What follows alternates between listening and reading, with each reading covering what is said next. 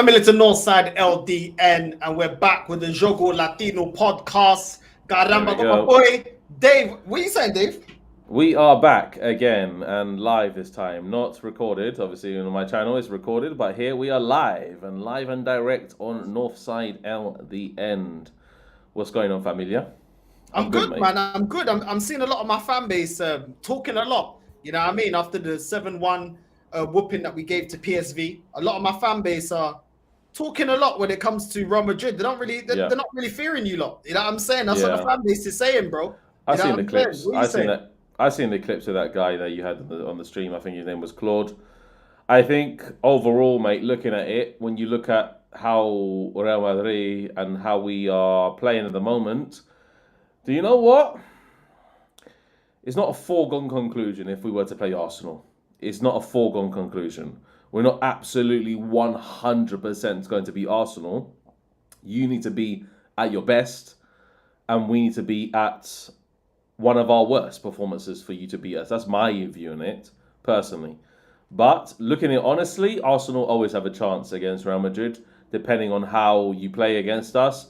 But we need to get there first, and we need to beat Atletico Madrid this coming week, the one after this one, and see where we take it from there. But yeah, fan base can get heated. I was outside the Bernabeu giving it all that, mate. Outside after the game and saying, "Oh, Arsenal, mate, we want you." And then yeah, let's see what happens, innit? Let's see what happens. I don't know, mate. I don't know. Let's see. Bro, I'm seeing a lot of them getting excited, bro. I don't know if you've seen some of the clips. Have you seen it? I don't know, man. I don't know if you're on TikTok.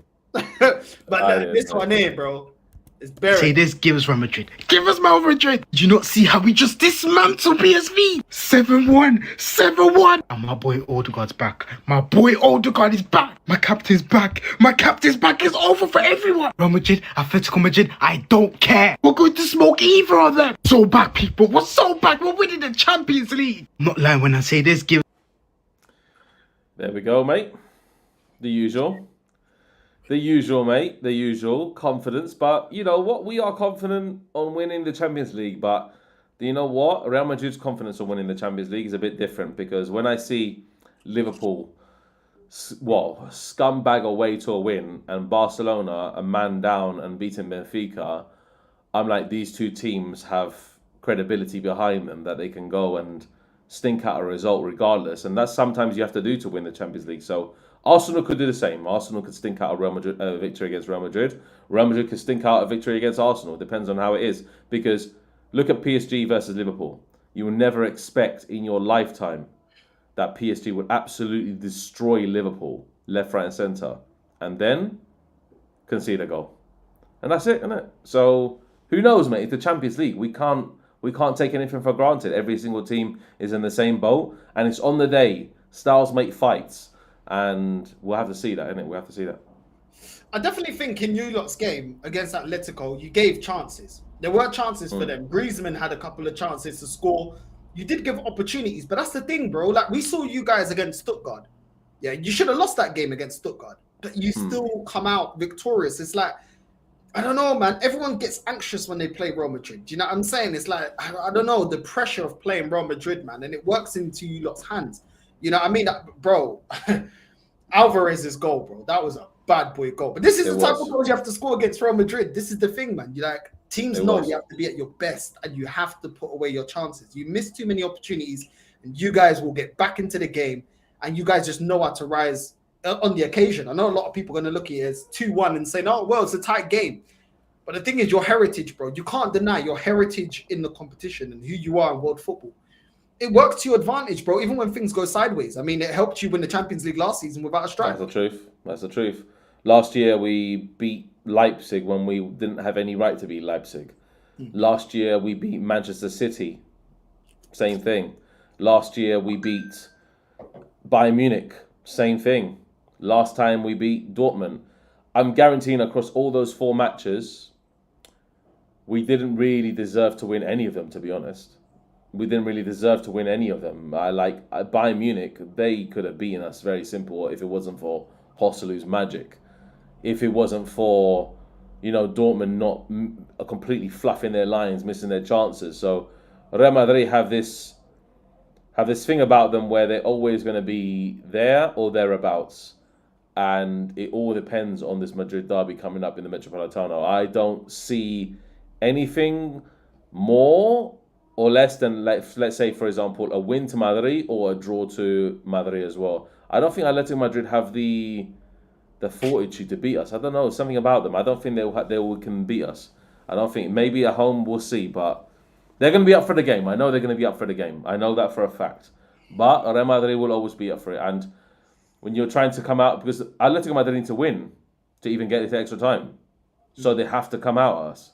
That's the difference, you see? So when Atletico Madrid come out against teams, it gives us a chance to hit them on the break. And with Mbappe, Vini and Rodrigo, then I think we can do something good, you know? Who do you think, in your opinion, obviously you watch La Liga week in, week out, for Arsenal, who would be the more favourable opponent, Atletico or Real Madrid? It's tough. It's tough to decide that. Depends how you want to play against and what you want to play against. Because I've seen you against Newcastle. And Newcastle, I would look at a team in Spain and say, who are Newcastle comparable to? And I would say Atletico Madrid. Newcastle are comparable because they're physical. They're very high intensity in terms of how they defend as a unit. So, and they counter-attack you. So that would be a nightmare for Arsenal. I think definitely would favour Arsenal to play Real Madrid more because Real Madrid give you chances to score, you see? But Atletico Madrid give you chances to score, but it's if you take them. If you don't take them, then you're done. You see? So Rodrigo took his chances. Yeah. You see? Brahim Diaz took his chance immediately. They had a few shots. Mbappe completely fluffed it at the end. Could have made it 3-1. Yeah. So that situation there is literally Real Madrid in a nutshell. Sometimes we come up clutch. Sometimes score a first goal, get underway, and then at the end we have a chance to put it over and out, and we didn't do it. Manchester City at home, we destroyed them. We put them over and out. You see, immediately. That's how we operated in that game. So that's how we need to play in this Champions League. We need to play like that style against Man City, where we're intense and everybody's doing an 8 out of 10. Because if one player drops the ball, then yeah, we have problems. You know what I mean? Real Madrid have problems, especially in the defensive end. That performance against Man City, would you say that's your best performance of the season? Because that was that is Miles. They're 100% the best performance of the season. 100% the best performance. I couldn't when you can't criticize one player, it's the best performance in the season. And likewise with you, probably with PSV, that's probably been the best performance you've seen. When you can't really criticize any player, to be exact, you know. Yeah, you can't criticize them, and PSV and you smash them up away from home. That's the best performance. Real Madrid's best performance is definitely Manchester City at home, not away. Away, I don't know how we even want that, to be honest. Let's be honest here. How many players would you have out if we get you in the next round? How many players we would have out? Yeah, in comparison to the lineup that you put up against Man City. What do you mean? Sorry. So because you guys have you had some players out, no? Yeah, no, we had suspensions. Oh, Bellingham suspended. Bellingham suspended. Yeah, Bellingham suspended. Ceballos is injured. That's fine. So, Ceballos is not really fine. Actually, he's probably one of our best midfielders. But Camavinga's been stinking it out this season. He's not been doing that well. So we just need to just look at it on how we operate against Atletico Madrid. I think obviously Bellingham's going to be back for that game, so that's good. We'll have Bellingham back because Bellingham can do the natural box-to-box thing, isn't it? He's good at that, and that's why we need Bellingham in the team, because he offers also an attacking end as well as defensive end. You see, so because we have Ceballos out, then it's a problem for us, you know. And I need to see what's the problem with that, you know. We need to see what the problem is with Real Madrid moving into the next round if we get through, because obviously we have a string of games. We have a string of tough games. Villarreal, we have Vallecano this weekend. We have obviously the Champions League game. So there's a string of games. There's an absolute string of games. I mean, this comment here, are you Don Carlo out if he doesn't win a major trophy this season? Yes, I've always said that. If he doesn't win a major trophy this season, he needs to go immediately. That is 100% fact. But look at what he's done for the club. Yeah, but I've stood on that, bruv. I've stood on that because do you know what? For me, do you know what I stood on that. Do you know why? Because Carlo Ancelotti, if he cannot progress on what he's done last year, or even match it to a certain degree, then he deserves to go. He deserves to get out of the club. Because with Ancelotti, I only see us going backwards if he doesn't improve. You understand? So with Ancelotti, his tactics are archaic. We know that he's old school. He's an old school guy, you know. But he's resolute. He's a good man. He's a good man manager. But sometimes game management can let him down at certain instances. But in cup games, he always pulls through. I don't know what. There's some judge with Ancelotti. He always pulls through in cup games somehow. You know. I mean, look, we have Sociedad coming up as well at the beginning of April. The home leg at the Copa del Rey, and then we'll reach the final. And then obviously April the 8th, I think it is. If we both get through, if Real Madrid get through, we'll play Arsenal in the Emirates on April the 8th. So it's only around the corner. It's not even. Obviously, we've got this international break coming up, but it's around the corner, quite literally. So I don't know, man. I don't know. Like Ancelotti, he needs to fix up some things because we cannot progress along the tournament playing like this. Honestly, like that first half against Atletico Madrid was horrible. Like first 10 minutes was great, and then 35 minutes of it was stinky. You know, it's stinky. But the second half we control the ball better. We control the ball well. We didn't allow Atletico Madrid to have the ball, so that frustrates them. You see, and yeah, man, I was actually kind of surprised at Arsenal's win. To be honest, mate, 7-1 away. I'm very surprised, but I was very surprised. I think a lot of Arsenal's fans were surprised at that as well. Bro, I was surprised. I can't lie. I didn't expect. I said we're gonna lose, innit? And we won. But I feel like like always, man. This fan base, they always go over the top, bro. Like they always go over the top. All of a sudden, bring on Real Madrid. We don't fear no one. The teams in Europe are weaker. This is what they said last season. The teams in Europe are weaker, bro. We are weaker. You know what I mean? For various reasons, not only injuries. We didn't go out there and buy the players that we needed to strengthen the team, innit? So yeah. Bro, we've been inconsistent. You're looking at Real Madrid saying, yo, you guys have been inconsistent, losing to Real Betis. You know what I mean? But then you go and win against Atletico when you really need to. We've been inconsistent. The difference is, you guys, you've had seasons where you've been inconsistent, still winning trophies. When we're inconsistent, we win nothing, bro, under this manager. Nothing at all. You know what I mean? So, like, even last season, you were criticizing Don Carlo and saying there were certain things you didn't like. You didn't like the fact that they didn't go buy another centre-back. There were certain players you wanted, certain game styles you didn't like, in-game management. But then you still go on to win the league and the Champions League. What do we do when things go south? You know, we don't have a specialist at the dugout. You know, so we're going to face Real Madrid. This manager, let's not forget, he couldn't even get past Inter. And I'm not saying that Inter are bums. I'm not saying they're not a good team. But come on, Real Madrid are a couple levels above them. You know what I'm saying? And if this manager looked clueless against Inter Milan so early on in the Champions League when we had less injuries, what makes me think that, okay, he's going to do something, pull a rabbit out of the hat against Real Madrid? I just don't see it, bro. Like, I fear both teams for different reasons. You guys' heritage, and you've got players that can turn up. Rodrigo's goal against Atletico, bro, what a goal, bro. And then Diaz as well, a player that's supposed to be more of a fringe player, not necessarily always week in, week out a starter, can still contribute to the team and get you over the line. Then I look at, you lot's heritage and the fact that you lot can turn up and cook teams when you really need to. And the way you cooked Man City as well, bro, that's probably the best game I've seen all season. That I've seen. Yeah. That was the best game, bro. Like the first leg, 3-2. You know what I mean? Still tight. You lot go their second leg, you lot absolutely cook them. And that's the thing, like your players, they rise to the occasion. Let's be fair. You guys rise to the occasion. Last season, you rose to the occasion to win 2 major honors. That is it, yeah. This season, you rose to the occasion, even when you don't think it's pretty. We haven't risen to the occasion. We've lost to Newcastle 3 times this season. They kicked us out the cup. Man United, you know what I'm saying? We got kicked out of the cup by Man United. We didn't rise to the occasion against teams like Fulham, Bournemouth, Everton. Yeah. I'm saying like it's night and day in comparison as to when things are going south for Real Madrid and pressure in comparison to Arsenal? Because when we go south, what happens is that we'll play a game, like for example, I don't know, like Osasuna, for example, when we were a man down, and we had opportunities to score, but sometimes we didn't take them. But at the end of the day, if Real Madrid do go south, they do try and find a way, or try at least something to find a way to win a certain game if they can. You see?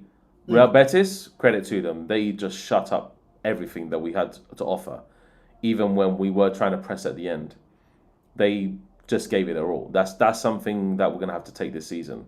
Like Bilbao, the same thing. So for us, when we look at Real Madrid and comparison to Arsenal, I think with the Champions League, I would say if Real Madrid go to the Emirates and we're going to go to the Emirates to win, say the game was at the Bernabeu, yeah, the first leg.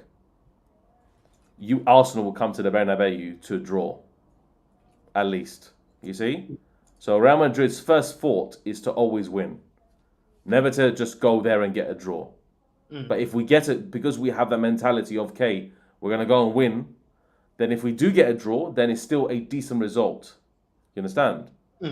So we're going to go to the Metropolitano, I guarantee, to win that game. We're not going to go there to just get a draw. That's not what Real Madrid do. We're going to go there to win that game. So different mentality, different approaches. The players also. Every single player in our squad, bar Asensio, has won a Champions League, and Mbappe. Bar Asensio and Mbappe have won Champions League. Multiple Champions League. Yeah? So this is the situation that you're dealing with. You're dealing with a team that have gone through each of the stages, Route 16, quarter-final, semi-final, final. And you're facing them now in a quarter-final of the Champions League. Arsenal players are going to be like this. They're going to be bricking it because they've never been in this situation before. The majority of your team have never been on this situation before. But when Real Madrid, we're just going to go in there tranquila. You see? Very calm, very just ourselves. So that's the difference between Arsenal and Real Madrid. Now, Atletico Madrid, they've been there before. Simeone's been there before. So there, it's going to be a tough game. It's going to be a tough game. I would not put it past Atletico Madrid to turn up indefinitely and beat us. Convincingly. Yeah? And then, my reaction to that, I tell you what, I'm going to say just well done Atletico Madrid, because, you know, you had the opportunity, you took it, that's it, you knocked us out of the cup. Yeah? I'm not going to go overboard or whatever, because I know Real Madrid's season. Our season has been, to be quite frank, up and down, up and down, up and down. We had this points lead against Barcelona. We dropped that points lead. Barcelona are ahead of us. You see? Yeah. And then depending on these weekend's games, Barcelona have Osasuna. That may be a different match than they expect. Vallecano, Madrid derby. Atleti is a Madrid derby as well. They play Getafe. I literally live like 10 minutes from Getafe Stadium. You see? So these kind of matches now, because La Liga's heating up, Real Madrid's thought in the back of their head now is, okay, cool. Are we going for La Liga and Champions League and Copa del Rey? Or are we going for Champions League and La Liga? Or are we going for this? I guarantee you it's always going to be, we're going to go for La Liga, we're going to go for Champions League, and we're going to go for Copa del Rey. Yeah? That's the mentality of the team. Arsenal will say, okay, Premier League's done now, all our eggs into the Champions League. Because it is. That's it. But that's just by the results they've been doing. Because if you were 3 points behind the champion, let me tell you this. If you were 3 points behind Liverpool, the Premier League would have taken priority. Yeah. Because Arteta would have seen it as an easier trophy to win. Yeah. He would have taken priority. You wouldn't have gone for both. Trust me in this one, you would never have gone for both. Yeah? You're not built to go for both. You're not built to go for one, never mind both. That's true. Go for one, never mind both. Like, that's the situation. So we have players that can impact the game at certain periods. Obviously, the squad depth isn't what I want it to be, but it's still decent because then you can have Modric come off and control the game. You can have Brahim Diaz when Bellingham's player come on. You can have Arda Güler come on. You can have Endrick come on if we need an extra bit in attack. What's going on with Arda Güler? Because we keep hearing things about Arda Güler. He might look for a loan deal, this and that. What do you think is gonna happen to him? Do you think you lot are gonna end up loaning him out at the start of next season for him to get more minutes? I think we will. I think we will keep him and not loan him. I don't think we will loan him. I think we will keep him. It doesn't matter about the minutes and so forth. I think Ancelotti does have a plan because Modric is naturally going to phase out. Yeah. And we've seen in a recent match, I can't remember the game it was, but Arda Güler was playing as a deep right midfielder, essentially. So he was learning his defensive craft. So who knows? I'm not sure Arda Güler, but I would like to see him feature. But in this magnitude of games, I do not want to see him feature, unfortunately. Sorry, Arda Güler fans, but I don't want to see Arda Güler feature if these big magnitude of games. Like Ancelotti, he doesn't care how young the player, he doesn't care how talented the player. He wants his most experienced heads play in Champions League. And that's it. It's finished. Yeah? Maybe another coach, maybe another progressive coach, like Xabi Alonso would have put him there. Or even, I don't know, God knows, mate. Maybe a player, if let's say Hansi Flick was managing Real Madrid, he'd probably put Arda Güler in the team. You see? Yeah. So, but Bellingham's young as well, man. Bellingham's not bloody old, is he? But Bellingham has shown maturity above his level. Güler has not shown that just yet. You see? So Ancelotti wants his most experienced heads. He doesn't want youngsters playing in the Champions League just to be a crowd pleaser. Ancelotti's not a crowd pleaser. He's a trophy winner. He's a dedicated trophy winner. He wants to win trophies. And Perez probably sets him the target every single year of winning the treble. Yeah. That's how crazy it is. So I can please the crowd and still get fired. So I'm gonna please Perez, innit? Keep my job. He goes into a meeting with Florentino and he's like, okay, Florentino, what do you want me to do? You know what you want to do. You know what you want me to do. You know what I'm going to say. Yeah? Mm. And he goes, I want you to win the Copa del Rey, I want you to win La Liga, and I want you to win the Champions League. Mm. That's it. Now, I hear that, man. I hear that. I think against Atleti as well, Vinicius, man, he had an opportunity to score. Mbappe as well, man. This guy's been so up and down. Do you think it's just going to take Mbappe time, or this is what Mbappe is? Sometimes he's hot, sometimes he's cold. Pause. Yeah, I think he is sometimes hot and cold. I think depends on the situation. But do you know what? I think people underrated Mbappe's performance against Atletico Madrid. I think personally, because Atletico Madrid, what they do is they condense the space in the middle. So their defense is literally like squeezed in, yeah? And Mbappe literally has nowhere to maneuver in that central area. Right. So you saw Vinny and you saw Rodrigo get a lot of space and time on the ball, you see? But it's for Mbappe to do the link-up play properly to feed those guys in. That last pass at the end of the match, he didn't succeed. A few passes in the game, he did succeed. Vinny could have squared it to him once as well. So I gave actually an Mbappe, I think it's 6.5, 7 out of 10 performance, because I feel because of the situation, Champions League nights, you're just there to do a job. You're not there to be the star. You understand? So yeah. Ancelotti understands that as well. And Ancelotti says, these guys are not they're not there to be the stars. They're there to work for the team. Right. So I'll give you a perfect example. Arsenal, when the chips are down, they always look to Saka.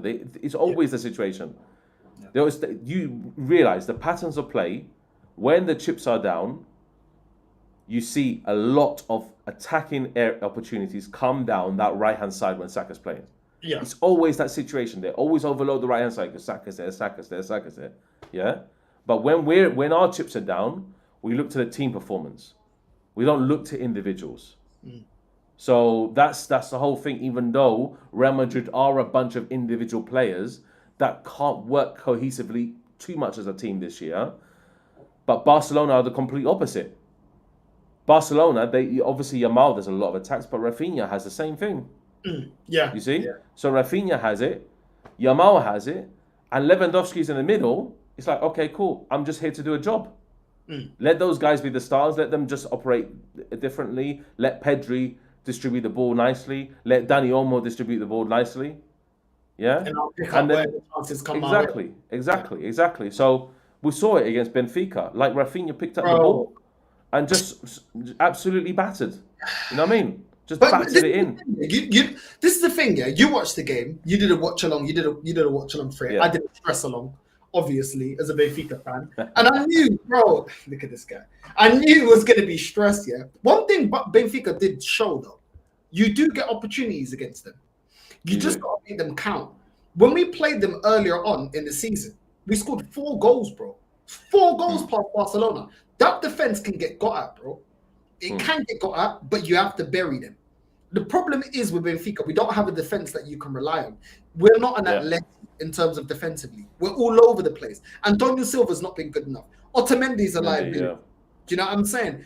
Alvaro Fernandez, to be fair, kept the scoreline respectable because he was doing a lot of good work on the left-hand side. But this is what happens all the time with Benfica. Trupin is a very young goalkeeper, still learning, but at the same time, he made a really good triple save at the beginning.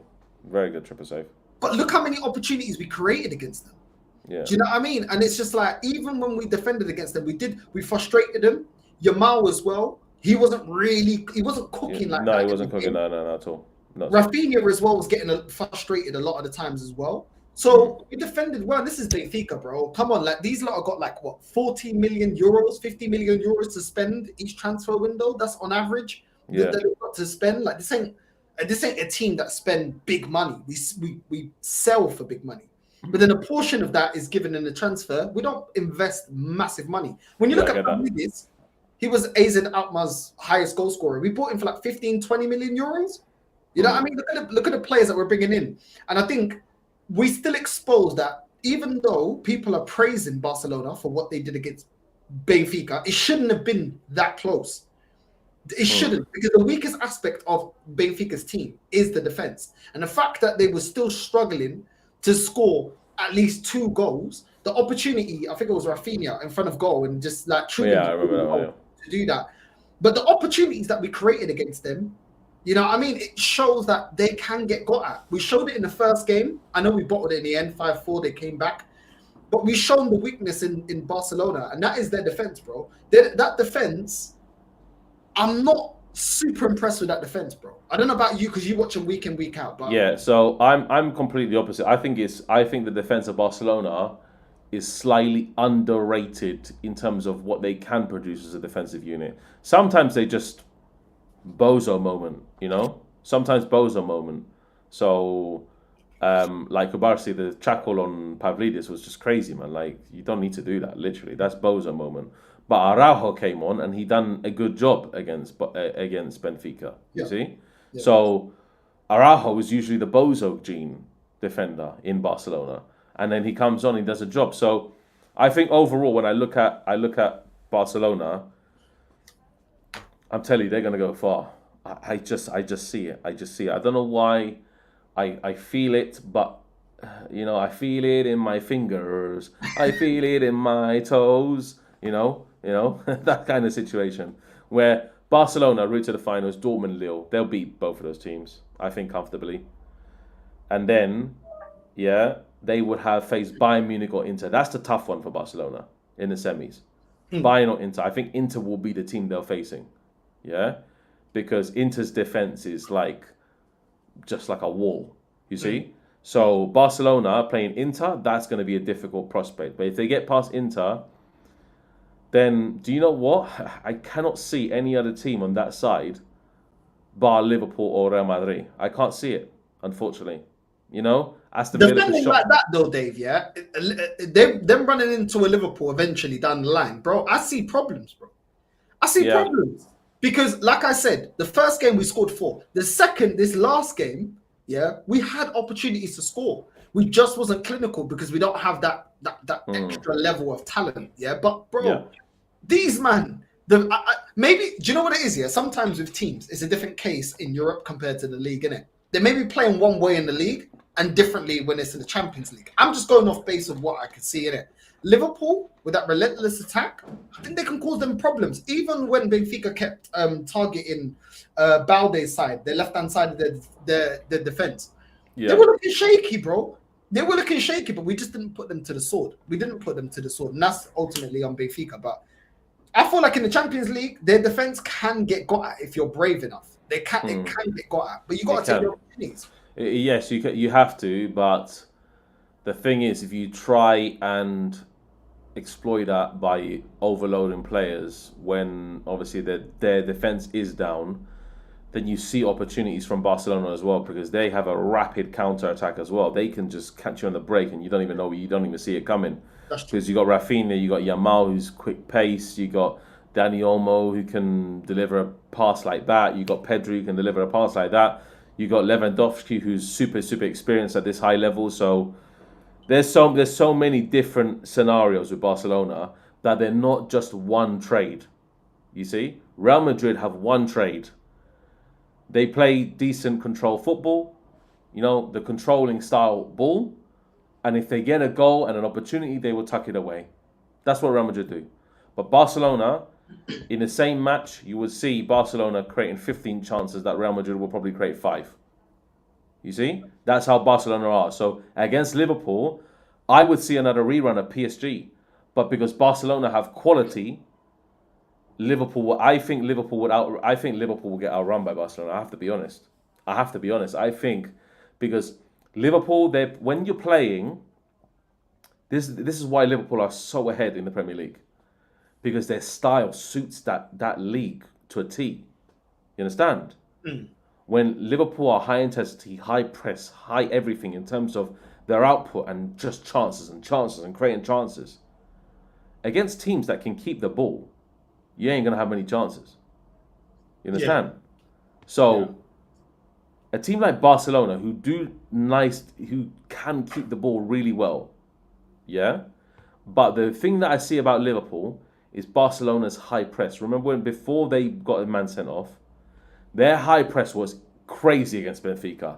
I never seen our team play that high since Tottenham played Chelsea a while back. Yeah, that line was crazy, and Real Madrid. Yeah, but Liverpool and Barcelona, I definitely see it as the final. Mark my words, I see that as the final of the Champions League, because honestly, if Real Madrid come up against Liverpool, I don't know. I don't know about it, because they've already beaten us this year, and it was comfortable for them. It was comfortable. I have to be honest. They didn't even get out of second gear, bro. Liverpool. So, and it was a worse Real Madrid side. I understand that, but I don't see it, man. I don't see it going to the Bernabeu and trying to beat. We have to beat Liverpool first. If it depends on, I don't know who's playing first. If we do meet Liverpool, Anfield or Bernabeu, but honestly, bro, if we face Anfield in the second leg, then it's going to be a very long day for us. It's going to be a very long day. To be fair to PSG, like, they played so well, man. They deserve something out of that game. The way they pressed them and made the pitch a lot smaller. They couldn't play from the back. Every time Liverpool were trying to play up from the back, they were just getting pressed and pressed and pressed. There was no passing options for the goalkeeper. They looked stressed, bro. Alisson, bro, what a performance, bro. But you need goalkeepers like that. That's the thing, man. That's it. You need games where your goalkeepers... We have one. We have Courtois, who, against Liverpool in the final, I remember was magician. Some of the saves that he made in that final were nuts. So you need goalkeepers like that. Look at Barcelona with Szczesny. Even though Szczesny is nearly approaching 80 years old, yeah, he's still pulling performance like that. That's crazy, man. Szczesny performed at the highest level.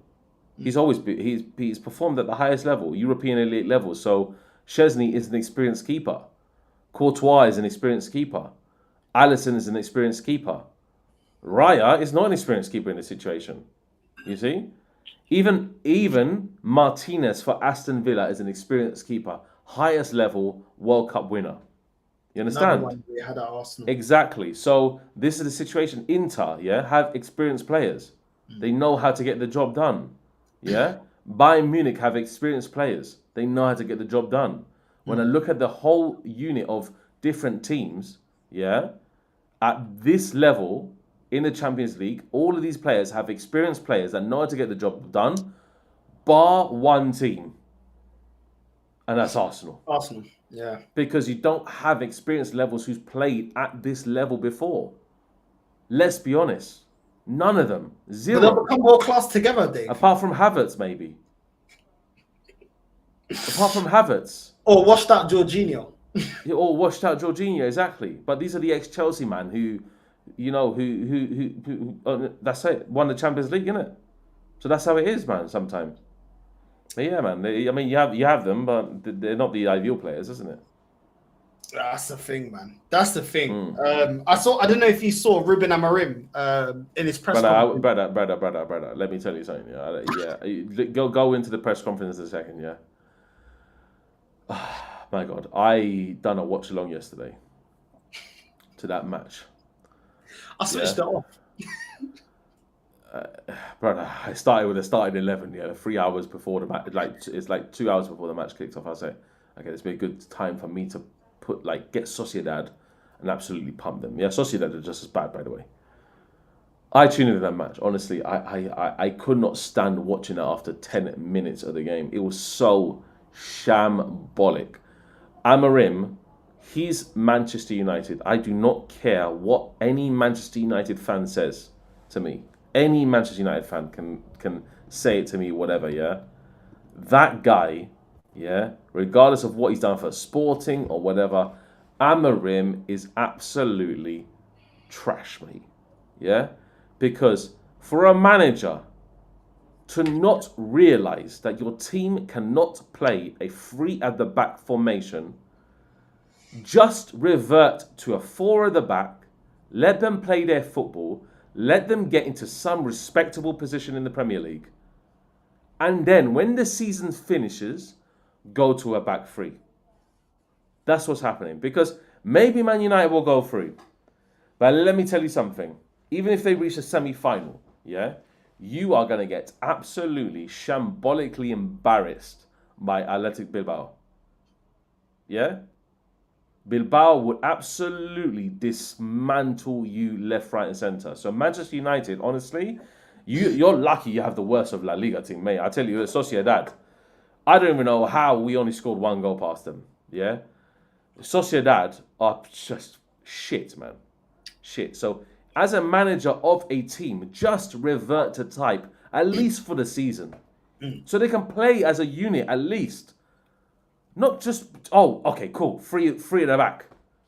3 at the back. 4 in midfield. How could you play Bruno Fernandes in an 8 and then Casemiro in a 6? That is suicidal, bro. You know what I mean? So Man United, all you can do is just laugh at them. And all the content creators, all you can do is just laugh. They are banter central club at the moment. They are the team that you want to watch after they lose, because inevitably they're going to lose about 3-4 more games this season. Yeah? So, hey, you got them this weekend. I wouldn't be surprised, Arsenal, in the way that they feel after that PSV match, that Arsenal are looking for absolute criminal revenge on Man United. Yeah? And for me, I would be supporting Arsenal 100% to absolutely dismantle Man United. Yeah? Honestly, I could see a 5-0, 6-0 to Arsenal against Man United. I swear on my life. I could see a 5-6-0. Yeah? Man United. Yeah, nobody even cares. That's a good point, Fantasies made. Nobody even cares about Man United anymore. Because they're so shit. You know what I mean? Like, nobody cares about them, bro. Like, what did Amorim say in the press conference? No, he said that the players are tired. It looked like they were tired. Here we go. The usual. The players were tired, and he said he doesn't believe at Man United he's going to get the time that Arteta's had, because it's a different club. Now, if you knew, that you're not going to get time at Man United, why are you accepting a job? Yes. That you know you ain't going to get time. You didn't have a preseason. You knew you should have done your due diligence with the players that you're going to take on board if they could play your style, because you should know exactly what characteristics you play that formation. Yeah. So yes, you could have missed out on Man United, but guess what? You know that Man United have been led astray since Alex Ferguson. You know they're all over the place. You knew that you may not be supported in January, because clearly they're going to have conversations like that. Like, in January, am I going to get any players? They're going to have these conversations. You're going to have this before you take on the job. Yeah. If not, maybe you were sold a dream. But you've seen what Mourinho said about the club. You've seen the struggles of Van Gaal. You've seen the struggles of Ole. and wherever you rank these managers, you've seen how that club has been. But Van Gaal is a really good manager. Like, his style of football is excellent. Like, you watch it and how he managed Netherlands also. Like, his style of football is excellent. Mourinho, regardless of what it is, he is a trophy-winning manager. He won the Europa with them. He won the Europa League with them. He won the Carabao Cup, I think he won also with Man United. So that's what I mean, Dave. He can't blame anyone, Dave, yeah, because he knew the situation. There's been enough time since Fergie to understand what you're walking into. Yeah, if I was him, I would have said, listen, for example, like a Graham Potter when he left and he wanted to go to Chelsea. They're building a new squad. It's a completely new ownership. You're not really sure what they're about, and they're doing a whole rebuild. Why not go to a club that's settled, that you believe you can take them to another level? Because you've already got a platform to build upon. You're going to Man United, they get rid of their sporting director. They still haven't replaced him. And now they're looking, and this is the thing with Man United that's funny, yeah? They go down the sporting director route, but then they go in January saying, Ruben Amorim, what players do you need? But isn't this how you got into this situation? You built a Moyes team, ripped apart the Fergie team, built a Moyes team. Then you built a Van Gaal team. Then you built a Mourinho team. Then you built a Ole team. Bro, this is why your team looks disjointed. Exactly that. And then you're giving back power to the manager because of the incompetence from the board in saying, yo, Ruben Amorim, what do you want? Why did you get a sporting director then? Absolutely. It baffles me sometimes because Man United, the way they're chopping and changing, obviously their managers and stuff. Like, I remember Real Madrid when we went through a phase where we just started sacking managers like every 3 months, man. It was crazy, because we didn't know what to do and how to operate until, Ancelotti came in and really just gave us a stability on how to play as a team. But that's Ancelotti. There's not many Ancelottis. Let's be honest. So you're going to have to find a nice new progressive manager, and you look to Sporting because Sporting were playing well and they were unbeaten in the Portuguese league until obviously he left and stuff, isn't it?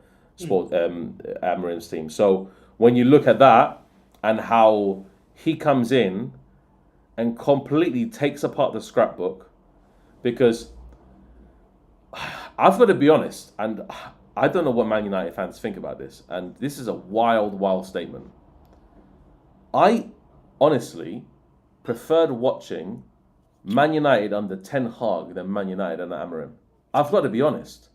I know Ten Hag was absolutely horrendous, but he won an FA Cup, he won a Carabao Cup. He at least won trophies. And actually, the style of football was better to look at and more enjoyable, I think, personally, even though it was a bit weird sometimes when, they can get pounded by one team and then suddenly they just turn up the next match. But Ten Hag's football at the moment with this crop of players was better. But it is his players, I understand that. Yeah? So the majority of them are his players. So we just need to look at it and like Onana and goal, bro. Like, come on, bro. Like that is just one of them. That's just one of them. Yeah? Just crazy, man. Just all bum players. Every single one of them. Absolutely horrendous. Casemiro needs to be in a retirement home soon. Yeah? Bruno Fernandes. That guy needs to be investigated for some of the criminal stuff that he's doing, bruv, on a pitch. Man like Rasmus Højlund is absolutely 100%. Yeah, that's a Ten Hag signing. Rasmus Højlund. How much was he? 60 M's? 70 M's? 70, I think. Rasmus Højlund. Jesus Christ, man. This is shambolic. Bro, he makes Havertz look good. I can't lie. He actually makes Havertz he does make Havertz look good. Absolutely, yeah. He makes anybody look good, mate. He makes it like I would play at Man United. I'll be up front. I'll probably get more goals than him. Yeah, that guy is absolutely horrendous. It's just like even against Sociedad, I don't even know what he done, to be honest. 72 million, there we go in the chat. Like crazy money for Rasmus Højlund, yeah? And then you have Xerxes, who's decent. Like Xerxes, he strikes the ball well. He knows how to control the ball. He knows how to drop deep and try and link up with the play and everything that he's doing. But when he's by himself in that area and you have an absolute horrendous player like garnashers, mate. That guy, oh man, yeah. And Yes, the ego, bro. The ego. He gave the pass. He gave the pass to Xerxes, yeah, and that's about the only good thing he's done in any period at Man United. Yeah, garnashers, mate. That guy is just, oh mate. I just don't even want to see him play football. He is shit, mate. Yeah, you have Xerxes decent. Ahmed, unluckily, obviously he's out for the remainder of the season. Ahmed, yeah, because he is an amazing quality baller. Ahmed, really, really, really good technique wise. And obviously, like I said, you have Bruno Fernandes. You have Casemiro, man. That midfield too is just diabolical already. Yeah, before I even get to it, then you got Dalot, and then obviously at the back you can either have Maguire, you can have De Ligt, whatever. Guys, in the chat, what the hell is Man United at the moment? What has it become? It's become a pile of dung, steaming dung, mate. Yeah, in the middle of the road, where it's just keep on mounting up and mounting up and mounting up and mounting up and mounting up, and it will keep on mounting up until you get a dump truck and it takes you all away. And that dump truck is going to be an actual great manager who can come in and stabilize the ship. Amorim is not going to do it. He needs to take the scrapbook and literally get every player out of there. Maybe bar Xerxes, maybe bar Ahmed, maybe bar De Ligt, or someone like that ilk. Or Kobe Mainoo. Or Kobe Mainoo, exactly. So these kind of players, but Kobe Mainoo, Amorim likes to play him deeper. Yeah, he gets cooked, mate, on his own. You know, how can you play Kobe Mainoo in a midfield too? He's gonna get absolutely destroyed. Kobe Mainoo plays better in the front end of the pitch. That's fact. Yeah, he's a 10. Absolutely. And that's the biggest problem with him as well. Yeah, is identifying his players' strengths. Like Xerxes, for some reason, even when he performs, still can hold bench. Do you know what I mean? Yeah. Kobe Mainoo, how long did it take him to realize he's a number 10? You know what I mean? He just trusts in players. I just like, what are you doing, bro? Like, and he keeps on chopping and changing. He keeps on chopping and changing everything every single time. And I don't know, mate, if it's like maybe the lifestyle in England, but it's making him go bozo, bro. Like, it's absolutely crazy. Like, maybe he had a good lifestyle in Portugal, you know, managing Sporting and like having like loads of women around him or whatever. I'm joking. Anyway, that's another story. But you know, in England, bruv, what kind of women is he seeing in Manchester, bruv? Absolute dead things, bro. You know what I mean? So that's the situation. Like Amorim, he needs to take the scrapbook. He needs to go back to the drawing board. If he is going to remain as Manchester United manager, which he probably will. Unless Ineos is let me tell you this also, yeah? Let me tell you this. I also said this yesterday in my match reaction to that match. Yeah. Manchester United fans, yeah, had the chance to get behind the takeover from the Qataris. They had the chance. Yeah? It was all out in the news that Qatari were taking over, they're going to take over. Yeah? And then you had Ineos come in, yeah? The so-called broke billionaires or whatever, yeah? And essentially, come to January, I swear on my life, yeah? If the Qatari were in charge of Manchester United, January they would have gone through bang, bang, bang, bang, player, yeah? And it's just like feeding off scraps, mate, for Man United. That's what they're doing. They're feeding off scraps. That's what they're doing. It's crazy. Like to think that, oh yeah, okay, maybe whatever, Xerxes came in or whatever. But look, Qatari would have spent big bucks, mate, on getting players. Yeah? So partly to blame. And cut their losses.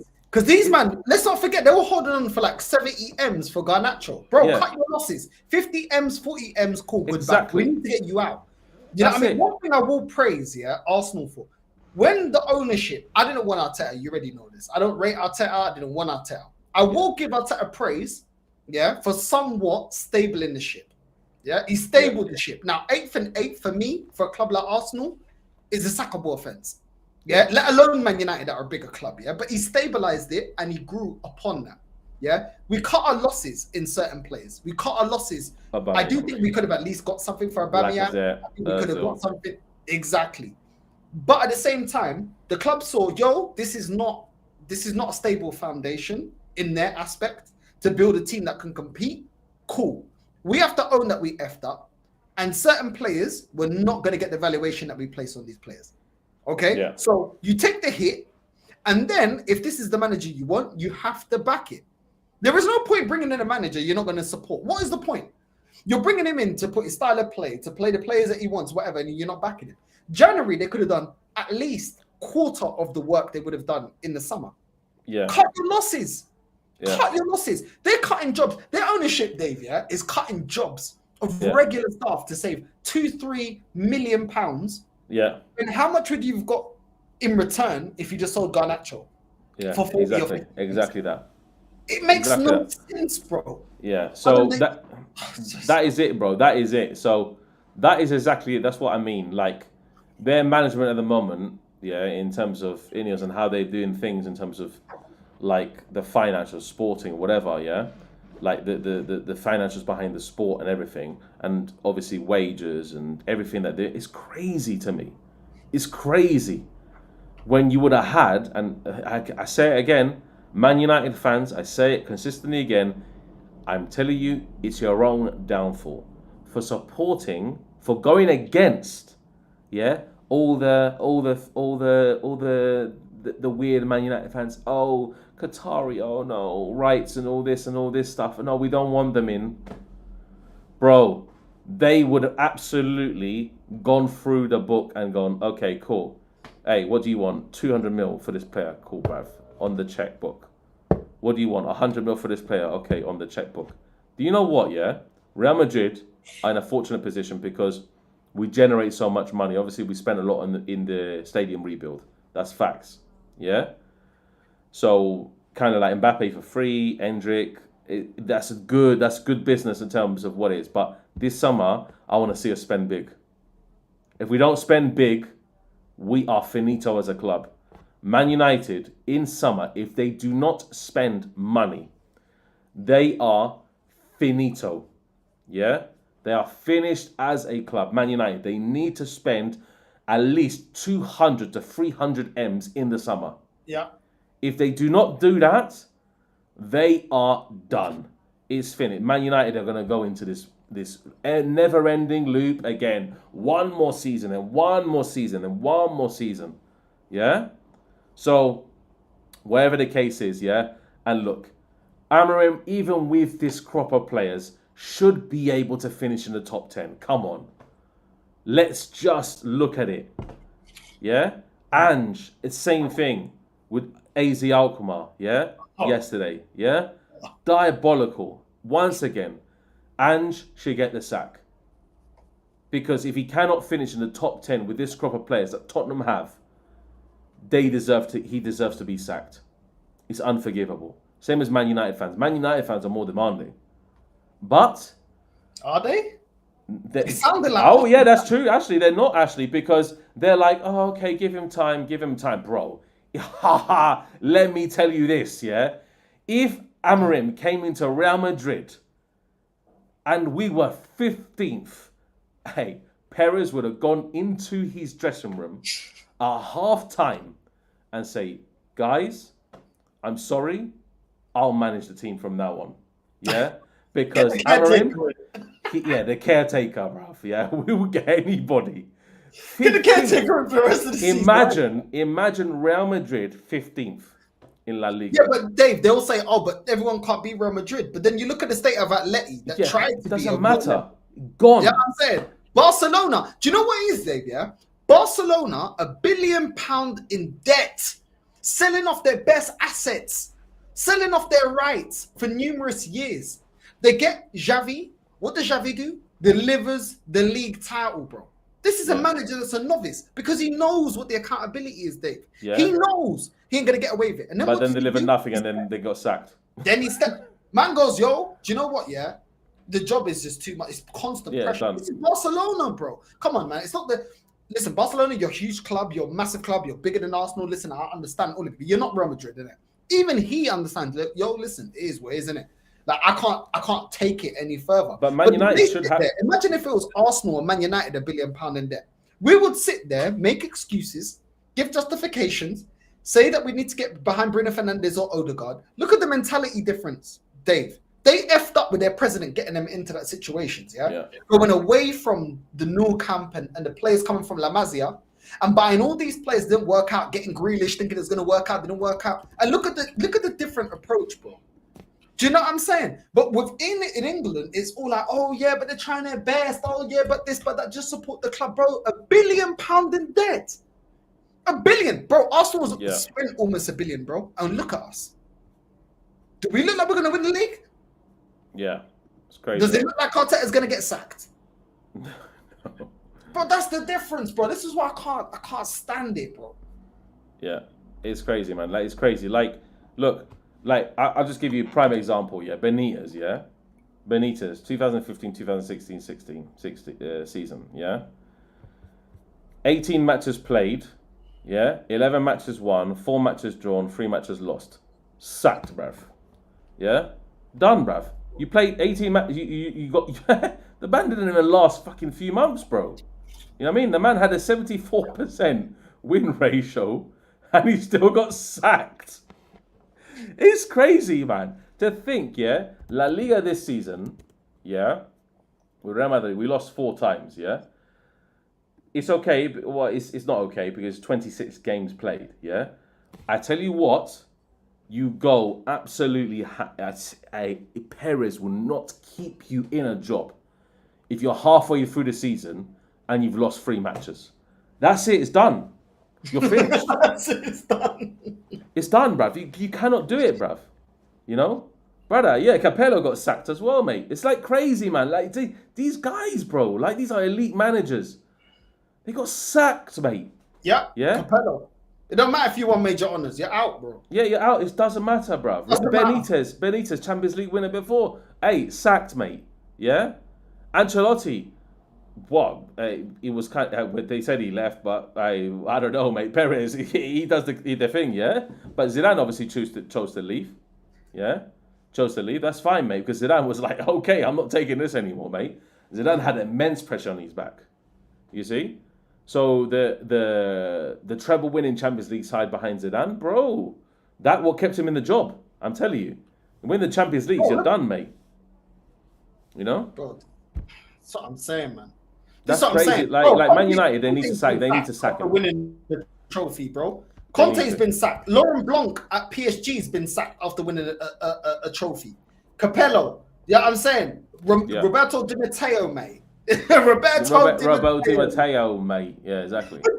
I've done a show about this before, bro. Yeah, I'm saying Latek, the flipping Bayern Munich manager, bro. There's bare managers here in history that have been sacked, bro. Do you know what I'm saying? Jose Mourinho, another one at Chelsea. You know what I mean? Van Gaal at Bayern Munich, bro. Bayern Munich's got a mad track record, yeah, of managers winning trophies. Still sacked, mate. Just getting sacked, bro. Left, right, and centre. Like this, the situation is that Man United are what, 14th now, yeah, in the Premier League. 14th, yeah, 14th. Okay, cool, yeah. They played 27 matches. They've won 9 of them. They've drawn 6 of them. And they've lost 12 of them. They have a goal difference of -6. That wouldn't even... Amorim, I'll tell you right now, he wouldn't have lasted 3 matches at Real Madrid. Amorim wouldn't have lasted 3 matches. Remember Arteta when he came in the first season, then he lost to Brentford, he lost to Man City, yeah? Arteta wouldn't have lasted 2 matches. After those 2 games, Perez would have said bye. Yeah, because Perez would have looked at the table, he would have seen them in relegation, last place, and he would have said, bye. Yeah? So that is it, mate, yeah? That's it. Like exactly perfect, Daryl Williams. Absolutely. Jupp Heynckes, man. Amazing manager. Jupp Heynckes was one of my all-time favourite managers. He was amazing for Bayern Munich as well. Yeah? Absolutely amazing football. Like Bayern Munich under Jupp Heynckes was crazy. Real Madrid under Jupp Heynckes crazy. Champions League winner. Sacked, mate. Yeah? Hey. Well, look what he's done for the club. It's okay, sacked, yeah. yeah, Del Bosque, Vincenzo Del Bosque, yeah, hey, but I don't think it was Perez at that time. I don't think it was. I'm not sure. I need to recall my history at that time, yeah. But Perez and Del Bosque were together at that time. And then, obviously, they went through the string of Galacticos, mate. Hey, sacked, mate. it's like Del Bosque, bro. Like, one of our best managers of all time, yeah? Sacked, mate. But don't you think, Dave, yeah? Like, in Portugal and in Spain, yeah? The president of the club has an incentive to hold the standards because it's either him or me. Exactly. I'm not gonna get That's the re-elected. thing. He's not going to get re-elected. Exactly that. But there's none of that in England. That's why we need that, because the president is like, yo, I want to stay. Cool. Right, let's look at your resume. Let's look at your CV. What have you... Bro, Benfica, Rui Costa, bro. Absolute legend of Benfica, bro. Don't give a fuck. Everyone's calling him out. Yeah. Yeah? You brought in Schmitty, and then now you've brought in Bruno Lage. Do you know what I'm saying? The Portuguese Gary Lineker, bro. Do you know what I'm saying? Caitlyn Jenner's flipping brother, bro. Yeah, you brought him in, and you think what? Everything's okay, bro. Every Benfica fan, even when Bruno Lage was reported to come back to Benfica, he won us a title. Everyone in the live conference, yeah, out. You know what? Get Rui Costa out as well. Everyone, bro. This is like, yeah, the president of Arsenal being Thierry Henry or Patrick Vieira. That's what it is. Rui Costa being our president, yeah? No one cares, bro. Both of you out. Who signed you? Oh, it's Rui Costa? Both of you out. Yeah. Yeah? Rui Costa's sitting there saying, oh, but he's won us a title. We don't give a fuck. Exactly. Yeah? And you know what? Yeah, with the accountability, we beat Barcelona. Do you know what I'm saying? We've been performing in the Champions League. But then, what are we? Equal on points with Sporting. They've now played a game. They're 3 points ahead of us. Why? Accountability, bro. Because nobody wants you here. Do you know what I'm saying? So you have to perform. Exactly. But the situation, like, even if you look, yeah, like, look at a picture with Florentino Perez and Ancelotti, yeah, any picture on the internet, yeah, you would look at it and you're like, Ancelotti is Perez's bitch, mate. Yeah, that's what it is. Yeah, he's Perez's bitch. If you do not win shit for Real Madrid, you are out. Done, mate. Yeah, that's it. Simple. So I don't even care, mate. It's how a club should be operated, yeah?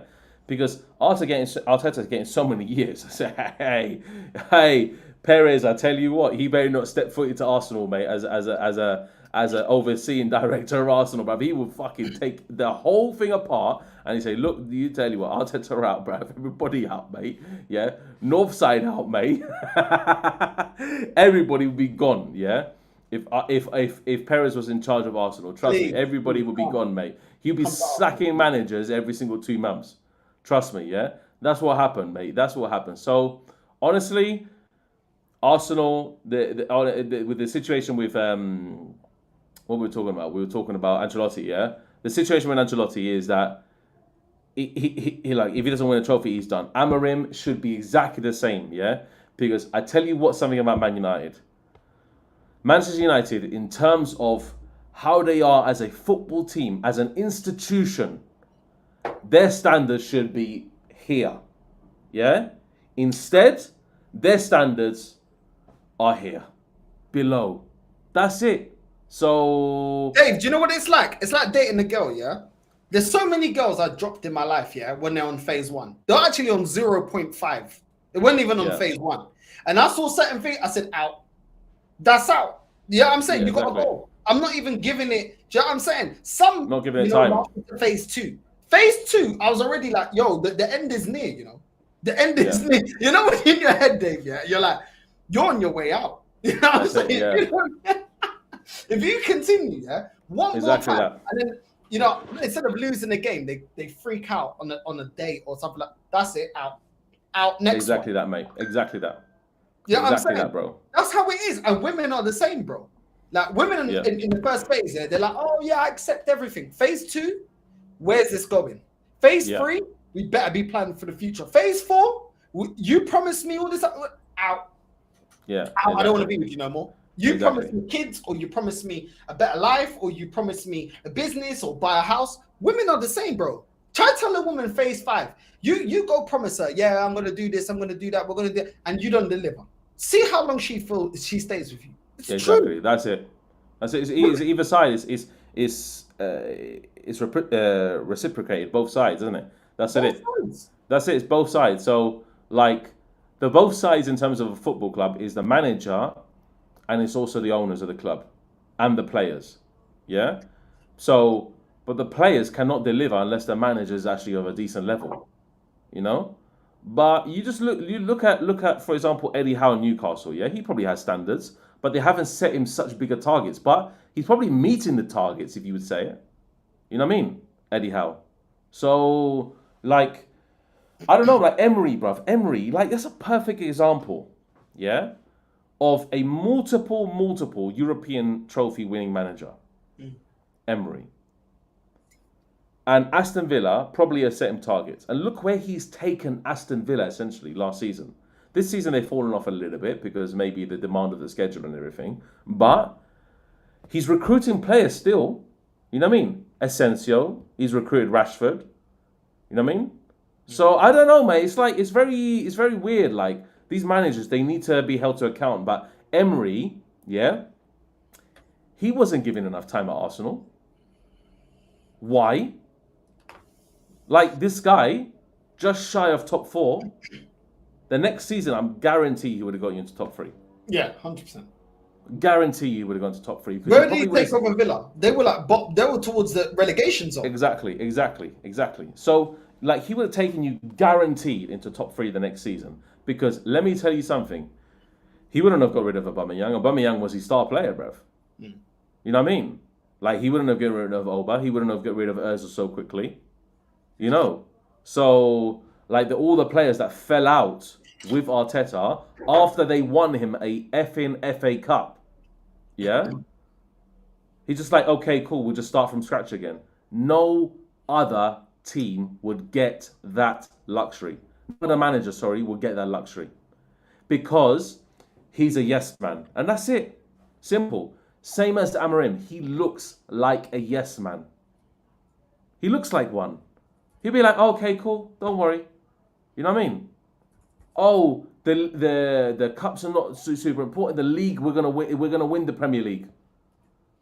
Like you can't just demand stuff and say something outside in the open without any factual stuff to back it up. What facts am I gonna give? What facts am I gonna give in press conferences? That's it. Why haven't you got? If you not get like, I'm gonna ask you a question, yeah. If you guys were to get rid of Ancelotti, yeah. Who do you think would be the next Real Madrid manager, in your opinion, as a Real Madrid fan? I think Xabi Alonso will come in, but I honestly, I don't think Perez will give him enough time. How long do you think you'd give him?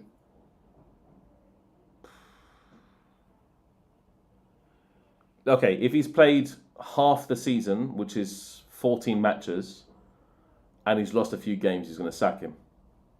I've got to be honest. Because Alonso, he needs a lot of time to implement his system that he wants to play. You know what I mean? So he won't be given enough time. But like, hey, Leverkusen, look how he dragged them out of the bloody dumps. That's crazy. You know? But he's probably looking at Alonso now. He's saying, oh, he's not that elite, is he? But he's a legend of the club. He don't give a shit about that, Perez. I don't think he gives a shit. You know what I mean? Ancelotti's your most decorated manager. He didn't give a fuck about sacking him. Yeah, that's it. True. So you look, Ancelotti, he's looking to stay for 4 more years. Perez, obviously, he's probably looking to stay for 4 more years. But hey, both of them, I tell you, the socios are looking down on them this season. They're looking down on them because if Perez gets sacked, it's done. Yeah, it's done. Real Madrid are. Yeah, we look. Vinny has been in the talk with Saudi Arabia once again this week. I don't know. We'll have to see with Vinny as well because Vinny would just be an instant bag and it'd be 300 M's, mate. That's crazy, man. 300 M's for a player. I would have got rid of him. I would have got rid of him and brought in Saliba, and then bring another few and reinforcements. I would have got rid of Vinny, brought in Saliba, brought in Zubimendi, and brought in a really good quality right back and left back. I would have brought in Grimaldo from Leverkusen. Yeah. And then that's what I would have done. 300 M's. Do you know how much money, how many players you can buy with that? That's crazy. I said about Grimaldo. He was at Benfica for how many years? Grimaldo's sick, bro. He's so good. I always thought, like, why didn't any La Liga team go? Because he's Spanish. Exactly. He's so good, man, Grimaldo. He's so good. Oh, we went and got Tavares. Yeah.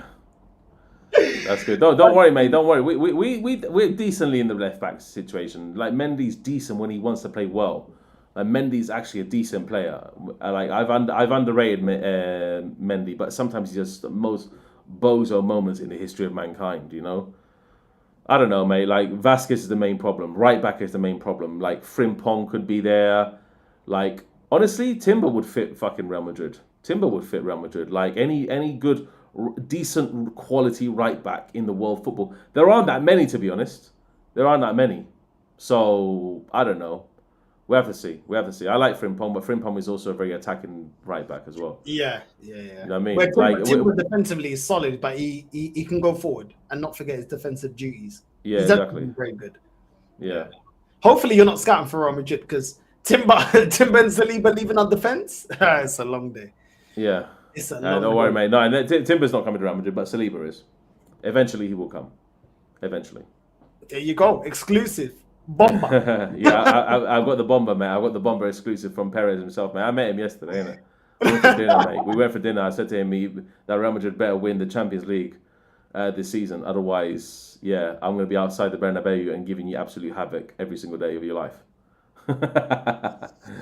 Yeah, that's what's happening, mate. But the fans also, maybe just say one thing. Fans need to keep the club to account because I was seeing Real Madrid fans outside the Bernabeu and they look like they don't even fucking support the club.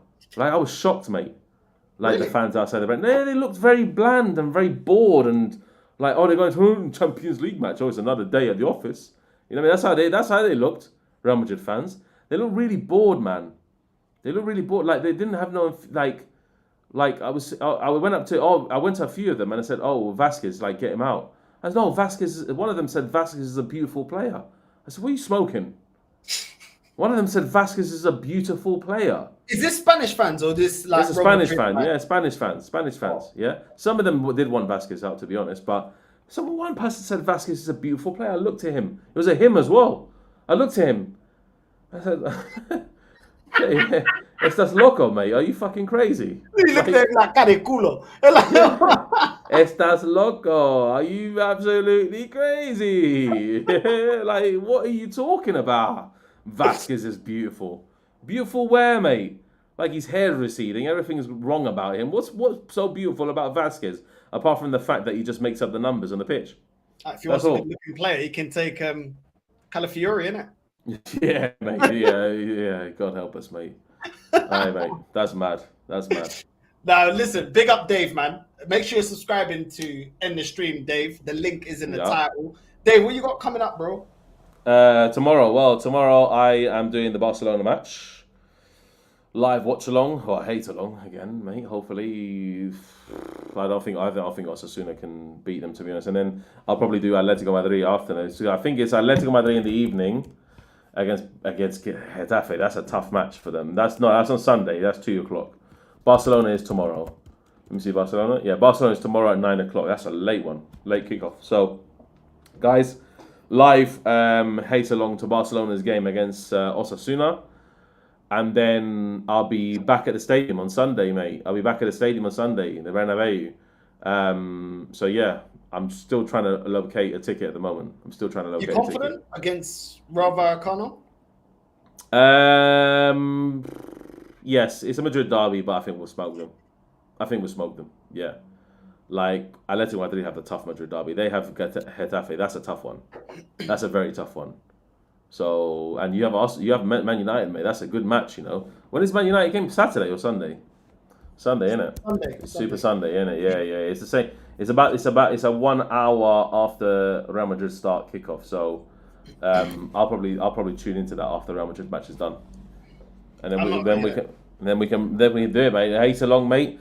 Hate alongs are us, mate. That's a double hate along. Arsenal and Man United. Jesus Christ, both of those clubs I would do it. It's like a triple hate, a quadruple hate along, mate.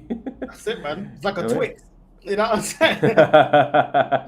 Yeah, but Twix I actually like. Both of those clubs I don't actually like, so it's not good, mate. You know. Nah, man, I hear that. Make sure you're liking and subscribing to Dave. Make sure you're supporting the team. Who's live that we can redirect to? Dave, you going live? I'm not going live now, no. No, I'm not. No. Who's live? I'm going out, mate. I'm on a date, bruv. Lee's live. Oh, look at this guy. He's busy, you know. This guy, bro. He's enjoying Spain, you know. Wait, tell the man about Madrid, man. What's Madrid like as a city? Madrid is absolutely fantastic. Madrid is a city that is very open. It's not so closed, like in terms of like buildings and stuff in London. It's not the same. Like very open city. It's got a lot of culture, great restaurants, and the best thing about Madrid, the girls, bro. That's the best thing about Madrid, people. Yeah. So if you want to go to a nice city and meet some beautiful women, mostly from the Latin American origin, then you come to Madrid, people, because that is the place to be. Yeah. Don't go to Barcelona. You end up in a lot of LGBTQ places, but here in Madrid, when I was in Barcelona, I was with the Latinos, bro. I was with the Colombians. Which clubs though, mate? Which clubs, bro? Which clubs, mate? Huh? I didn't even know I was smacked. Exactly. So that's exactly the reason. Okay. No. They were definitely Latin clubs. What kind of Latin clubs, mate? No. You had some guy walking with a stick between his legs saying, "Hi, papi." Hola, papi. No. Takes on timeout. There's no way you're gonna talk about my name like that. Are you mad? You know what I'm saying? Listen, well, when I go to Barcelona, you're not invited, bro. Don't worry, guys. Have you ever been to San Juan? No. San I've Juan. never been to Barcelona. So San Juan is like I think it's a Latin thing, like San Juan. I don't know. Yeah, I think. Yeah, bro. You go to the beach. You get there like 9, 10. Bro, the whole night, everyone's clubbing in the beach, yeah? Speakers, food everywhere, drink everywhere, yeah? Until the sun is rising, bro. It is lit, bro. It's lit. I'm going again. Wait, Dave, you might as well calm down, bro. I'm going again. I'll come, mate. I'll make sure, like, I don't put any watches on or take my phone with me because in Barcelona, mate, there are some absolute thieves up there, mate. They're ready to thief your shit, mate. They go in, yeah? And they come up with like 5 guys, and they start talking to you. By the next thing you know, mate, your watch is gone, your phone is gone, everything's gone. They don't even touch you, mate. Like magicians, mate. Magicians, Barcelona, mate. Stealing leagues and stealing watches, mate. That's what they're doing, mate. Yeah, Barcelona is a good city, but you need to be careful when you go to Barcelona. Madrid, police presence everywhere, mate. You don't need to be careful in Madrid, mate. You just go walk around with your phone like this, but you're fine. Everything's fine here. Barcelona, bro, I can't lie. The only thing I don't like about Barcelona, is it gets dark really quick because the buildings and everything is so close together. Yeah. The sun doesn't come through, and Madrid is very open. Like it doesn't get that dark that quick. So Madrid is super open. But yeah, it's a vibe, mate. When you and the missus come out, bruv, let me know, and then we'll take a road trip around Spain. We can go from Madrid to Barcelona, all first class, mate. We can take a first class train for €29, bruv. That's okay, mate. That's beautiful, mate. You know, €29 first class ticket. We can go to Barcelona. We can go down to the south to visit Lee, mate. We can go to Malaga. We can go to Valencia. Have you ever been like Sevilla, Malaga? I've never been to Sevilla. I've never been to. I went to Malaga. I've been to Madrid, Tenerife, Ibiza.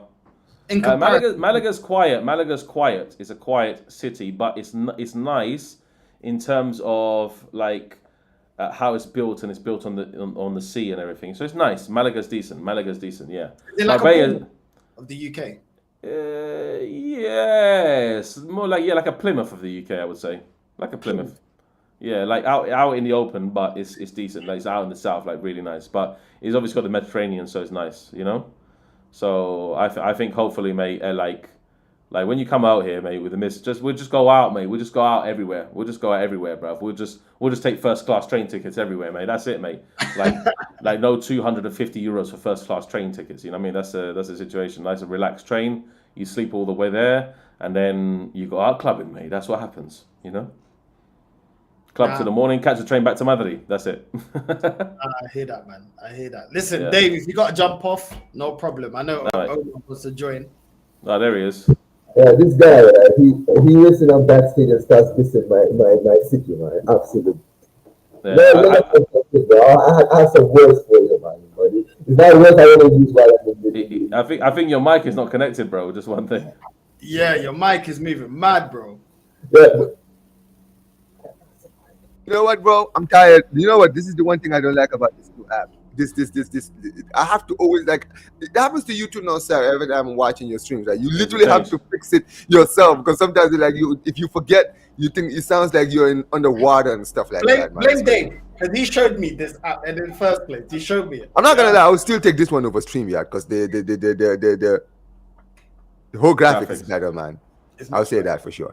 Yeah. But yeah, Dave, listen, man. At the end of the day, man, you're out here just dissing my city and all that. Listen, I'm gonna be in Barca probably by the end of the. I'm coming to Spain, and like that's the dream. I'm trying to come to Spain because I'm trying to. The dream is to watch it. Let me just fix my goats. 2 seconds, mate. Well, listen. I'm just saying, if we play El Clasico next season, whether it's at the Bernabeu or at the Camp Nou, I'm telling you now, bro, Dave, we need to link up because I promise you now, bro, it's gonna be lit. Yeah, it's gonna be absolutely lit, man. And you better show. And listen, I'm expecting you and Lee to show me the city, man. I want to have a good time when I'm there. Yeah. Don't worry, mate. Plenty of girls, mate. That's all we like. That's what we like, mate. Plenty of Latinas, mate. Yeah, definitely. Latinas be moving mad over here, bruv. Ecuadorians, Venezuelans, Colombians, Argentinians, bruv. We got the whole thing, mate. Dave's busy, bro. Dave's got a booking right now. That's why he's like, I gotta go, man. I got booking with Ecuadorian, man. I'm gonna have a nice little shout out, man. Ecuadorian today, bruv. But it's like a menu, bro. It's like a menu, fam. It's like a takeaway menu. It's like, okay, hey, what about it today, mate? Ecuadorian. Okay, cool, mate. Let me have some rice and beans, man. Hey, mañana, let me go see this Colombian. Let me have some empanadas, mate. One day empanada, other day chuleta, other day. Don't worry, mate. I already had a Brazilian before, man. I don't want that again, mate. Unfortunately, no, mate. Brazilian's well out of the way at the moment, yeah. Then we got everything, mate. We got everything, mate. Dominican Republic, if we see that, mate. Look, my glasses are steaming up just thinking about it. God help me, people. God help me, man. Oh, man. Oh, nah, man. Oh, listen, mate. Dave's never going back to Brazilian, bro. He's never going back. Hey, Brazilians are not happening, mate. Not near, bro. God help me, mate. Yeah. God help me, mate. Stop Brazil, mate. Stop them. I'm just kidding now. Brazilians are cool. I like Brazilians. But... my mum always warned me. I can't lie. Listen, don't hate me, innit? My mum always said to me, Brazil, Mom, I don't care who you get with. But the Brazilian ones, they do damage in Portugal. They're not staying away. It's done, mate. It's finito, mate. We're done, mate. It's done out here. But anyway, don't worry, mate. Don't worry, mate. I went to the Latin club, mate. I met this Venezuelan, mate. She looked at me, yeah. She looked at me. I went up to chat to her, yeah. But like I know they're a bit like very full on and stuff, yeah. But bro, like how full on do you need to be? Like honestly, it's crazy. Like she started grabbing my shirt like this. I'm like, hey, are you high? Are you high? You grabbed my shirt like this, mate. Yeah. I'm wearing my nice Armani t-shirt, yeah. I got it here, yeah. Honestly, yeah. Start grabbing it. Like what you like pulling me closer. Like, do you want me to like to do you right here in the middle of the club or something? Like, what's going on? Like, it's crazy. Like that woman was moving mad, mate. She was moving crazy, bro. She wanted to turn me around. She wanted me to turn me around so she can dance behind me. Are you high? Like, what is the woman on? Like, she's crazy, mate. Jesus. Dave was acting like the woman. He's like, yo, take me on the date first. Yeah, like, what is going on, mate? Like, do you want to dominate me this early? I say, you don't dominate me, mate. Trust me on this one. And it's like, turn behind, turn around. Nah. It doesn't move like that with me. Like what are you going to do to me next, mate? Pull out something I don't even want to know, bruv. You know? It's crazy. Oh, mate, absolutely mad. Anyway, but yeah, mate, big up Omar, mate. Don't worry, mate. Hopefully, mate, watch along, mate. Hate along this weekend, bro. I'm sure you would, bro. Osasuna, mate. Hopefully they do the job, but I don't see it happening. Well, Osasuna did the job against you, and that's where basically the whole tide changed, and I got to go top of the table. So yeah, we'll see. I mean, listen, to be fair, man, like I feel like it's our turn to kind of take the smoke now because we're playing Osasuna obviously tomorrow, and then we have a Champions League midweek, and then we play Atletico next. Oh my God, bro. Yeah. Like, listen, thank God. I'll be honest. I'm Atletico away, glad. by the I'm glad way. we play Atletico now because I don't want to see Atletico away, by the way. That's the thing. And the thing is, that's why I want us to win this weekend, because I feel like next week we're gonna drop points. So if we drop points, like I hope we can just go to Atletico, maybe just get a draw. Because if we get a draw, at least we can go to the international break. We'll still be top of the table, like maybe a point ahead of you guys. But a point is still fine. You feel me, right? But at the end of the day, bro, they're still. I mean, Atletico are gonna be exhausted because they're playing you midweek. You understand what I'm saying? So they're gonna have to go all out. I'm just hoping that they can go all out. They play Getafe on Sunday, so that's gonna be. The Stoke City of La Liga. Oh yeah, it's gonna be great. But it's Madrid derby, so they're around the corner from me. You know, I could physically go there and literally just do it. Just you know, go outside the stadium, just ask a few Atletico Madrid fans. What are you thinking of this? What are you thinking of that? Nah, mate. I don't want to go anywhere near Atletico Madrid fans. They're like very, very they will tumble you, mate, if you get close and you start talking shit about. Trust me, that's not very fun for you. But guys, I'm gonna meet the aquarium tonight. Yeah, I'll see you later. Northside, I'll see you later. Omar, sure. Guys, yeah. Big up, and yes, guys in clubs, mate, because it's an absolute crazy, it's a madness out here. Trust me, yeah. And don't go to the Bernabeu. Honestly, the Bernabeu, you see chicks out there, mate. The Bernabeu, you see chicks there, bro. I'm not gonna lie, man. I'm not gonna lie, right? Seeing some of the videos, the vlogs that you've been making about the stadium, bro. I'm not gonna lie, right? I can't even hate, man. The Bernabeu Stadium is sick, man. I'm not even gonna lie. Like, even though I'm a Barca fan, I do want to visit because I like visiting stadiums, bro. I feel like that's one of the stadiums I feel like I have to go to, man. I just want to just see what the stadium is like. Yeah. Seriously, man. Yeah, mate. Like, honestly, like I can definitely show you this before I go, mate. When I was outside, yeah. Honestly, like I went outside, the stadium, Atletico Madrid. Let me just go into my live. Let me get the live. Honestly, I met, like, Lee was in a chat. Yeah, Lee was in the chat, and he was going on. He was saying, "Oh, why don't you just get some baddies online?" I'm like, "Okay, cool. Let me just find some baddies." Yeah, in literally like a few seconds, I found a group of them, like, just waiting and cheering on Atletico Madrid and everything. Like, it was crazy. Where are they, mate? Let me find where they are. Yeah, maybe Northside can share it on screen. Yeah. I found also, mate. Oh, mate, I found the Spanish League gunner, mate, as well. Yeah, the Spanish League gunner, mate, with a beer in his hand. Yeah, absolute crazy guy was. Yeah. Oh, here it is. Okay, cool. So, yeah, I'll share this with you, Northside. Yeah. Well, I can share my screen, can I? Yeah. Can I share it? Yeah, cool. Okay, let me share my screen, bruv. Yeah, and then you two can do your thing, bruv. Yeah, before we go, yeah. Share audio. Can you see this? Right. Oh, there we are. Yeah. Okay. Where's my YouTube gone now? Where's it gone? Wait, we can see it. Can't you see it? Yeah, I can see it, but I don't know where it's gone now. I don't know where it's gone on my thing, bruv. Oh no, that's mad. Hold on.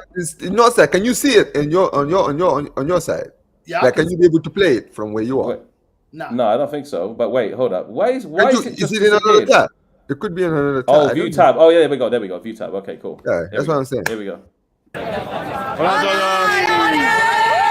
Look, brother, we got like 1, 2, 3, 4, 5, 6 Real Madrid fans. Man, it's going crazy, bro. Who's gonna win? ¿A quién ha ganado hoy, mate? Who's gonna win?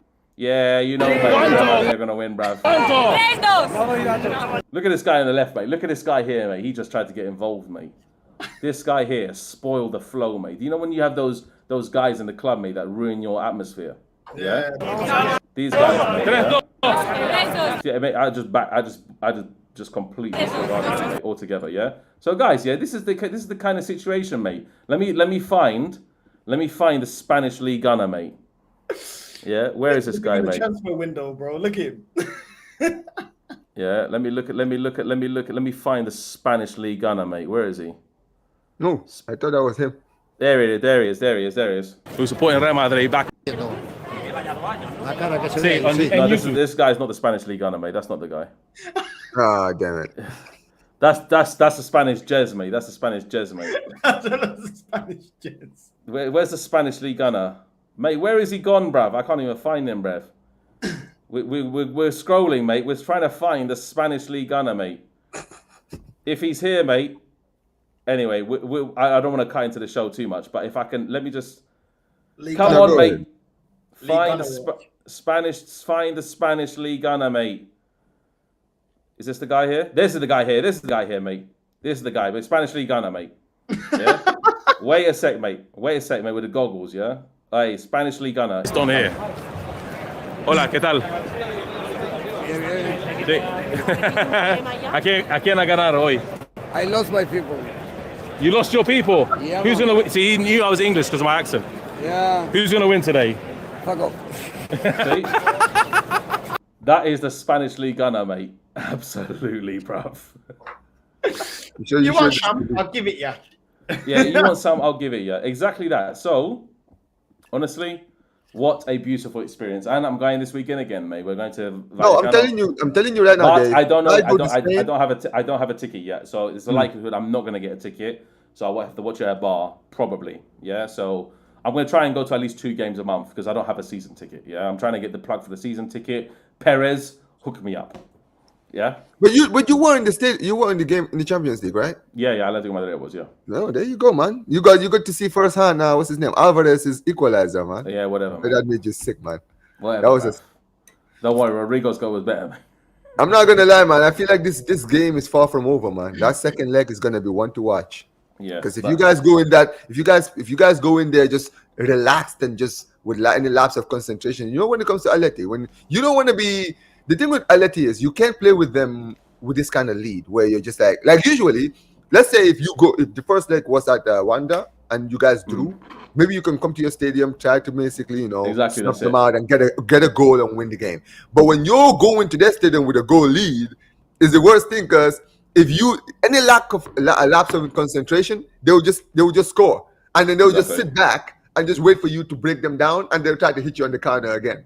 You understand what I'm saying? It's the worst thing. That's why I said to you, Dave, when we were doing the show, listen, I said the only way Madrid can be comfortable is to open the lead with like a 2-goal lead, and that's why I feel like you should have done in that first leg. But still, it's a win, but it's still a lot to play for. Don't worry, mate. You can carry on this conversation with your Benfica brother, mate. Yeah, Benfica brother from another mother. That's it. There we go, guys. Adios, people. A la Madrid y nada más. Yeah. And Barcelona. We'll chat tomorrow, yeah? We'll get the review. We'll get the review, the match review tomorrow. Yeah, don't worry, man. I'll get the match review. So we're playing on Sunday, so no. For what you're doing now, you know what I mean? You're scouting. Oh yeah, today, mate. Oh yeah, of course, mate. We go. By the way, Dave, I will reach out to you probably by today later. I'll give you a call because I do want to speak to you, ask you a few things. Later. Okay, so I'll just maybe tomorrow because I'll probably be plunging. Okay. I understand. Yeah, but don't worry. We'll definitely speak soon. Maybe tomorrow. Maybe tomorrow on another day. I'll reach out to you. Sure. Hey, this bed in front of me is empty, bro. I swear down, bro. He's enjoying Spain too much, bro. I'm telling you, it's crazy, mate. Lunging and plunging, mate. Going in, mate. Okay, cool. Adios, amigos, mate. Take care, yeah. Big up, bro. Big up. Adios, mate. Love. Listen, to end the show, Omar, what did you make? Obviously, yesterday I had to go. You know what I'm saying? I understand. What's your thoughts about the? Listen, man. I was confident we were going to win. It's not because it's obviously I feel like we have a better team than you, but I was just like, you know what it is, right? I've been watching a few times. I've watched you guys this season. I've just realized, bro, with your team, no matter how bad your opponents are, you guys always love shooting yourselves in the foot and always try to make things hard for yourself for no reason other than, we just want to make it hard on ourselves. Like, think about it, right? Everything went your way in that game, right? You guys started well. We were down to 10 men, right? We basically took off one of our best attacking threats and the player who I thought would change the game in Dani Olmo. Yeah. And basically after that, we did nothing. Nothing. Lewandowski was looking like a Statue of Liberty in the forward line, right? Rafinha, apart from the goal, did nothing. Yamal was completely exhausted because he played 90 minutes the past 2 games. Yeah. Bro, it was literally in your hands. You guys had to win that game. But then Pavlidis and what's his name just doing their best impression. Like, don't get it twisted. Chesney had the game of his life. He made like 8 saves in that game. But still, like, you guys, like, think about it. That second half, that goal was the only highlight for Barca in that game. Think about it. Like, that we did nothing. I said it from like, apart from the goal, what did we do in that second half? No, you What did did nothing. we You're do? right. Lewandowski wasn't in the game. Yamal was getting doubled up on. Yeah, I'm saying he was doing nothing. Let's be real. Baller, but he was doing nothing. Rafinha as well was getting frustrated. He had that one little chance where Trubin did well to save that. Other than that, you guys weren't doing anything. And then we just handed you a highlight. Just handed you the goal. Bro. Look at the goal. Antonio Silva with a terrible pass. And you go, Bro, and you know this what? is why, yeah, when people are saying to me, oh, Antonio Silva's been linked to Man United. I said, he ain't ready. Now people understand he's not ready, bro. He's not ready to come to the Prem. It's the same thing with Kobashi. No aside. You know what's funny?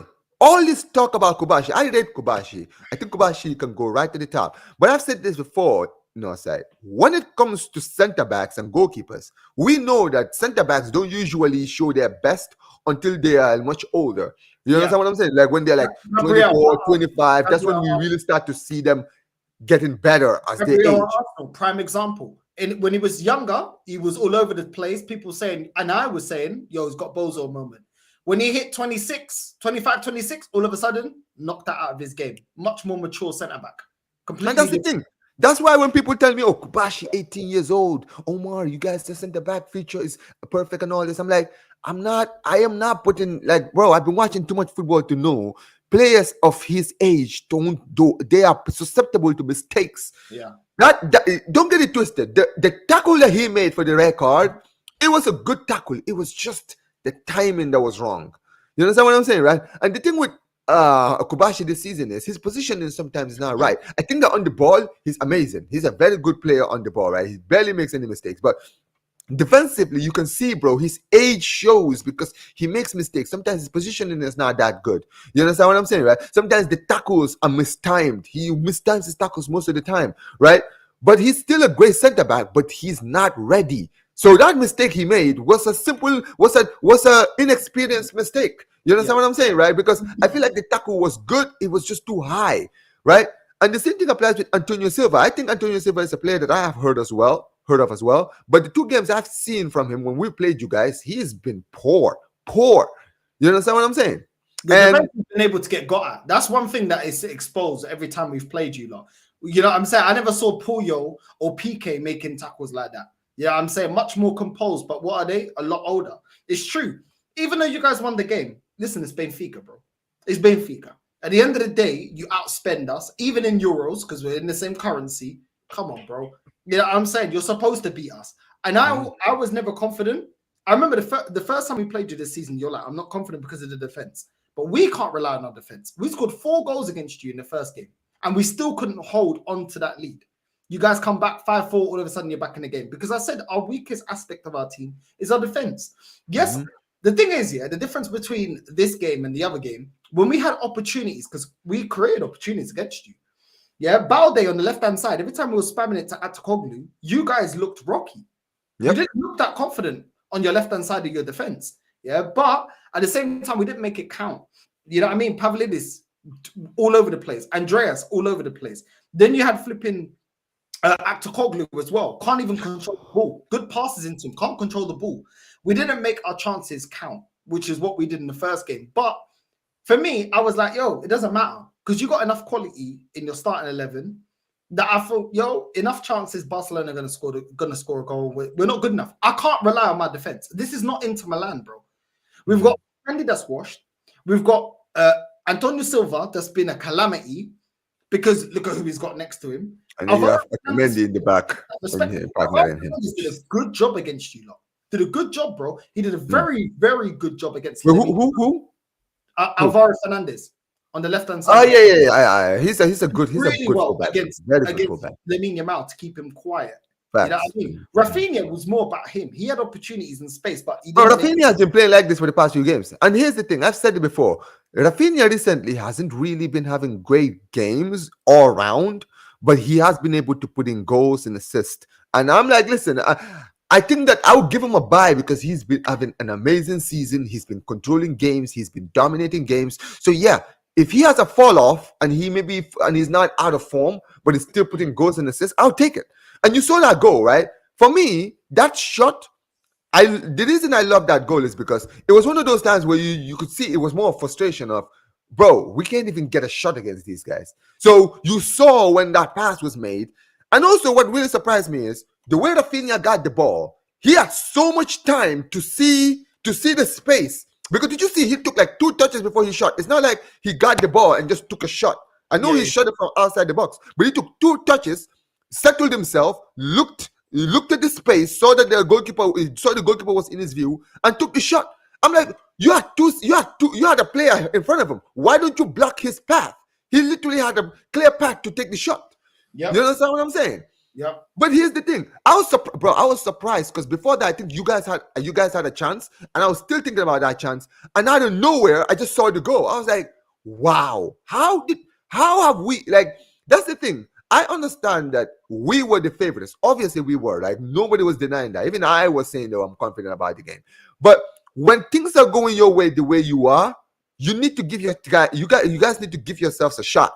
You understand what I'm saying, right? If you have seen Barca down to 10 men, you understand what I'm saying? They've taken out some of their best players. You guys are locking them down. Take advantage of that. You understand what I'm saying? Take anything. Take a 1-0 lead. Take a 2-1 lead. Take something to the second leg where you can be like, we're going to just sit back. But you came back in the last game, and I think that's what affected them mentally. Because our shape at the start of the game, we were blocking you out. None of your attackers were effective. But as the game went on, we weren't taking our chances. And I feel like that is the mental aspect of the fact that we scored 4 against you and you still beat us. That's the type of what to do with you. Game I don't think people will think about because we defensively set up well. Yeah, no block that we set up here nullified your attack. You weren't doing anything. Yep. I was quite calm. You had 1 chance, to be fair. Danny Olmo got taken off. Bro, Danny Olmo was the only guy. Think about the shots he took. That's why I'm not going to lie to you, Northside. This is why I lost my mind during my match reaction.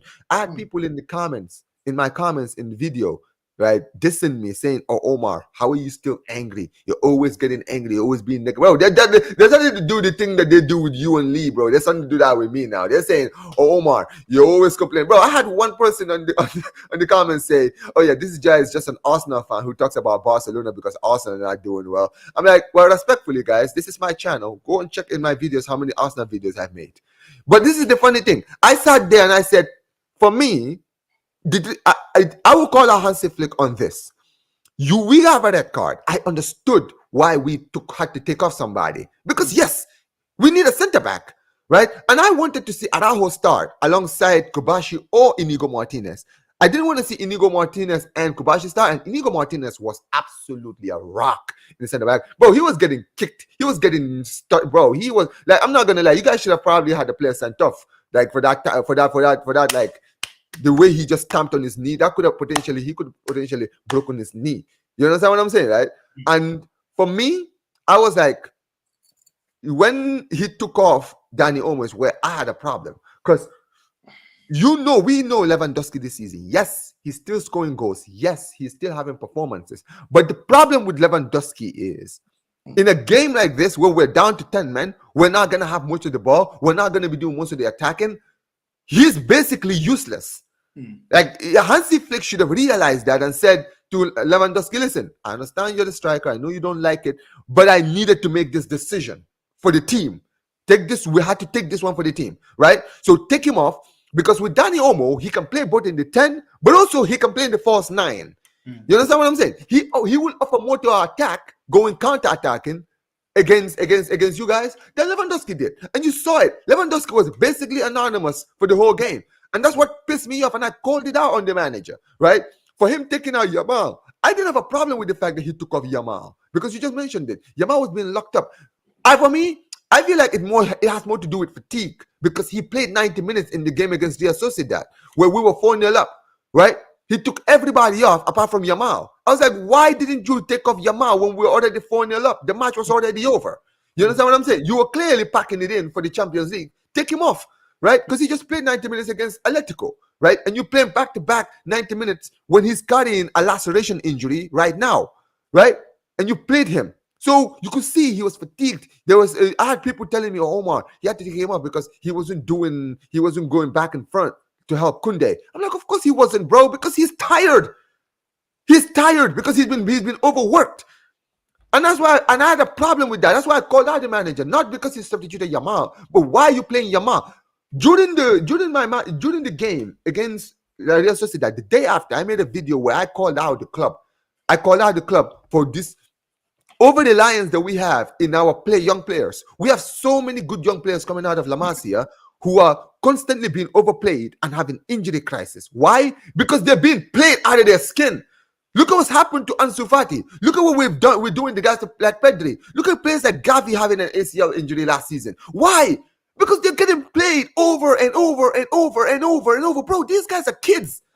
These guys are kids. They're just getting into the game and they're being overworked. Right? At the end of the day, Yamal is going through that, and I'm seeing that this season. I've been saying it since the start of the season. Protect this kid. Let's protect this kid, man. We're overworking this kid. By the time, if we keep playing him like this, he'll probably be finished by the time he's 30. Or even earlier. Probably earlier, bro. Look at what's going on. That's my point.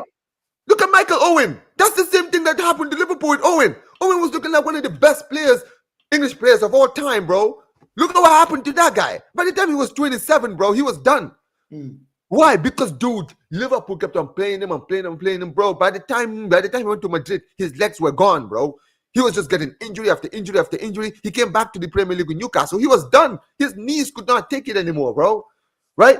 And the same thing I'm worried about Yamal, because I'm like, bro, we keep doing this. And for me, I've always said this, protect the players. The club always like to say the players need to be protected. The players need to do this. You know, the players need to show loyalty. The players want to play for the club. I understand that Yamal sometimes he gets angry. He gets upset when he gets taken off. But, bro, you're the manager. You have to think about the future of the players. If Yamal is one of your best players, protect the brother at all costs. You understand what I'm saying? Right? I don't care if he gets pissed. I'm going to be like, yo, bro, we got a team in the Champions League. I need you to be fit 100% in a game like that. Right? So you're getting taken off.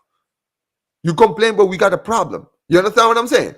But as far as this game is concerned, I'm not going to lie. You had every right to cook these guys. Because I sat there and said, bro, how did we leave that stadium with a win? Like, don't get it twisted. I am excited. I am over the moon, right? Because now we're going to the second leg. We'll have 11 against 11, right? We'll have our 11, right? Dani Olmo, Lewandowski, Yamal, Rafinha, all our guys were back. And I think that, listen, I think we'll probably batter you guys in the second leg at the Camp Nou. You understand? I'm sorry, in the Barca stadium, basically, our stadium, right? But for you guys, I think that you guys should have gone into that game with some confidence. As I understand, yes, PTSD is a thing, right? You were still thinking about what happened in the previous game. That's fine. But when you have an opportunity that you didn't, but the opportunity you guys had in this game, you guys didn't have in that game, which is we were not down to 10 men in that game. I believe that if we were down to 10 men, you guys would have beaten us. Absolutely. There's no way we would have came back with 10 men. You understand what I'm saying? But when you're down to 10 men, you're seeing us basically sitting back. You can see, bro, clearly we were not going to attack you guys. We were just trying to hit you on the counter, see if we could hit you on the counter or do something. Yeah. And basically, you guys did your job. You locked up our wingers. Lewandowski was just a statue in the box. He barely could get the ball, right? You were like, cool. Let's try to go forward. And I will say this. I understand you're saying all the things you're saying about your players, but I'll say this about your team, right? I think that the manager did try to go for it, but then again, guys like Pavlidis were not helping themselves with how poor they were up front. You understand what I'm saying? Like you mentioned, Atrokoglu, like what was he doing? You understand what I'm saying? They offered nothing. Like Chesney made a few good saves, but I'm not gonna lie, bro. Pavlidis, what did he even do in that game, bro? Like he absolutely destroyed us in the previous game. He was absolutely anonymous in this one. But then again, I say it again. I knew this was gonna go like this. This is why when we were paired up against you, I was happy because I'm telling you right now, if we were given PSG, especially the way they dominated Liverpool, imagine we play PSG with down to 10 men. Yeah, that would have been. Bro, we would have been. Even, do you know what was annoying me, bro? Like the way Aranjo was defending against against Rafinha, bro. Every time, you guys were getting more luck down our right-hand side of our defense, bro. The left-hand side was calm. Alvaro Fernandez is a very good player. He did well. And Coxey was also helping him double up on Lamine Yamal. But on the right-hand side, bro, I'm like, yo, where's our right back? Where's our right back, bro? Why has Rafinha got all this space? Yeah, because he's forward. Yep. Bro, it's a joke, man. It was a joke. Like, honestly, yeah, I do agree with you. The manager did create opportunities for the players to score. You know what I mean? They did let them down. Andreas as well, taking way too many touches, being way too lethargic going forward. Pavlidis was just not on job. Atokoglu, bro, I struggle to say anything he did well in that game because he couldn't even control the ball, bro. He couldn't even control the ball to whip in an opportunity. Arsenis, I already said, this guy, apart from keeping a defensive shape, I struggle to see anything that he does well. Kokshu, this guy is just not of the level. I just keep it real, man. He's just not. I mean, this is the thing with Koshko, bro. I've heard so much hype about this kid ever since he was a fire. Rubbish. I'm not gonna lie, bro. He's one of those players who's been like I've heard of him, bro. Like people used to talk about how this guy is like when he was a final. When you guys signed him, I heard people saying, yeah, he's probably gonna be the next one. I seen a Benfica Gaitan, bro. I seen players like Gaitan without me. Nico Gaitan. Midfielders I've seen. I seen Gaitan, bro. This guy couldn't even lace Gaitan's boots, bro. Gaitan was a baller at Benfica. He didn't do well at Atleti, but at Benfica he was a top player. You know what I'm saying? Like, bro. Yeah, I mean, it's too many ballers I've seen at this club, bro. This guy, Cockshoe, bro, just sell him, bro. He's just not good enough, bro. But ultimately, it is what it is. You take opportunities. And I'm actually forgetting for 1 second. Di Maria didn't play in the game, did he? Because I didn't see him. No. Okay. We bought Belotti. Yeah, Belotti, he was there. What did you think of? Like, I'm not gonna. I forgot that you guys. To be fair, Renato Sanchez, when he came on, actually took a shot, and it was a good shot. But really, apart from that, that was really it. Bro. I think, bro, defensively, I'm not gonna lie. I always attack my defense. You know this, no side. But if I'm gonna be real, our defense was a rock that day, bro. Listen, I know you guys had chances, but I have to credit my defense. Inigo Martinez and Araujo, when Araujo came back. Listen, Araujo, since he's come back from injury recently, because he had an injury recently, he's actually been completely the opposite of how he was when he came back from his first injury. You understand what I'm saying, right? He's been much more composed. And you know what's crazy? I wanted him to start because I knew in a game like this, right, where guys like Pavlidis, sometimes they can be physical, I wanted to see him. Because you know what the thing is, when you're watching, when it comes to a club like Barca, I've said it before, I understand the Barca, we like to play out from the back, pass the ball, do all of these things. That's all great and good. But here's the thing, bro. If you want to really have a great center-back partnership, you can't have two ball-playing center-backs. Like, even when I'm playing Football Manager on my computer, you know, it's like, I never play two ball-playing center-backs. You want to know why? Because you need to have the guy who is basically you need to have the imposing figure in the center-back area. The one who strikers fear. Like, yo, I need to stay away from that guy because that guy doesn't care, bro. He's going to take me out. You understand what I'm saying, right? In our prime, we had Puyol and Piqué. Now, Piqué was good on his feet. Puyol was good on his feet, but Puyol wasn't known for being a ball-playing center-back. Yeah. You understand what I'm saying, right? It was Piqué who was but that's why when we signed Piqué, because Piqué was on Manchester United's bench, when we signed him, nobody thought it was going to be a great signing, bro. That became one of our best center backs, and we won a trebles. We won 6 trophies in 2009 with that center back partnership. Why? Because they basically the link up play between them was beautiful. Puyol defensively was the leader, the guy who fixed the defense, but also he was the guy who cleared anything, bro. You watch football, bro. You remember Puyol. Puyol was not, he was an old-fashioned center-back. He was a center-back of an era that is gone, bro. Like you remember the hair, bro. Yeah, you know what I'm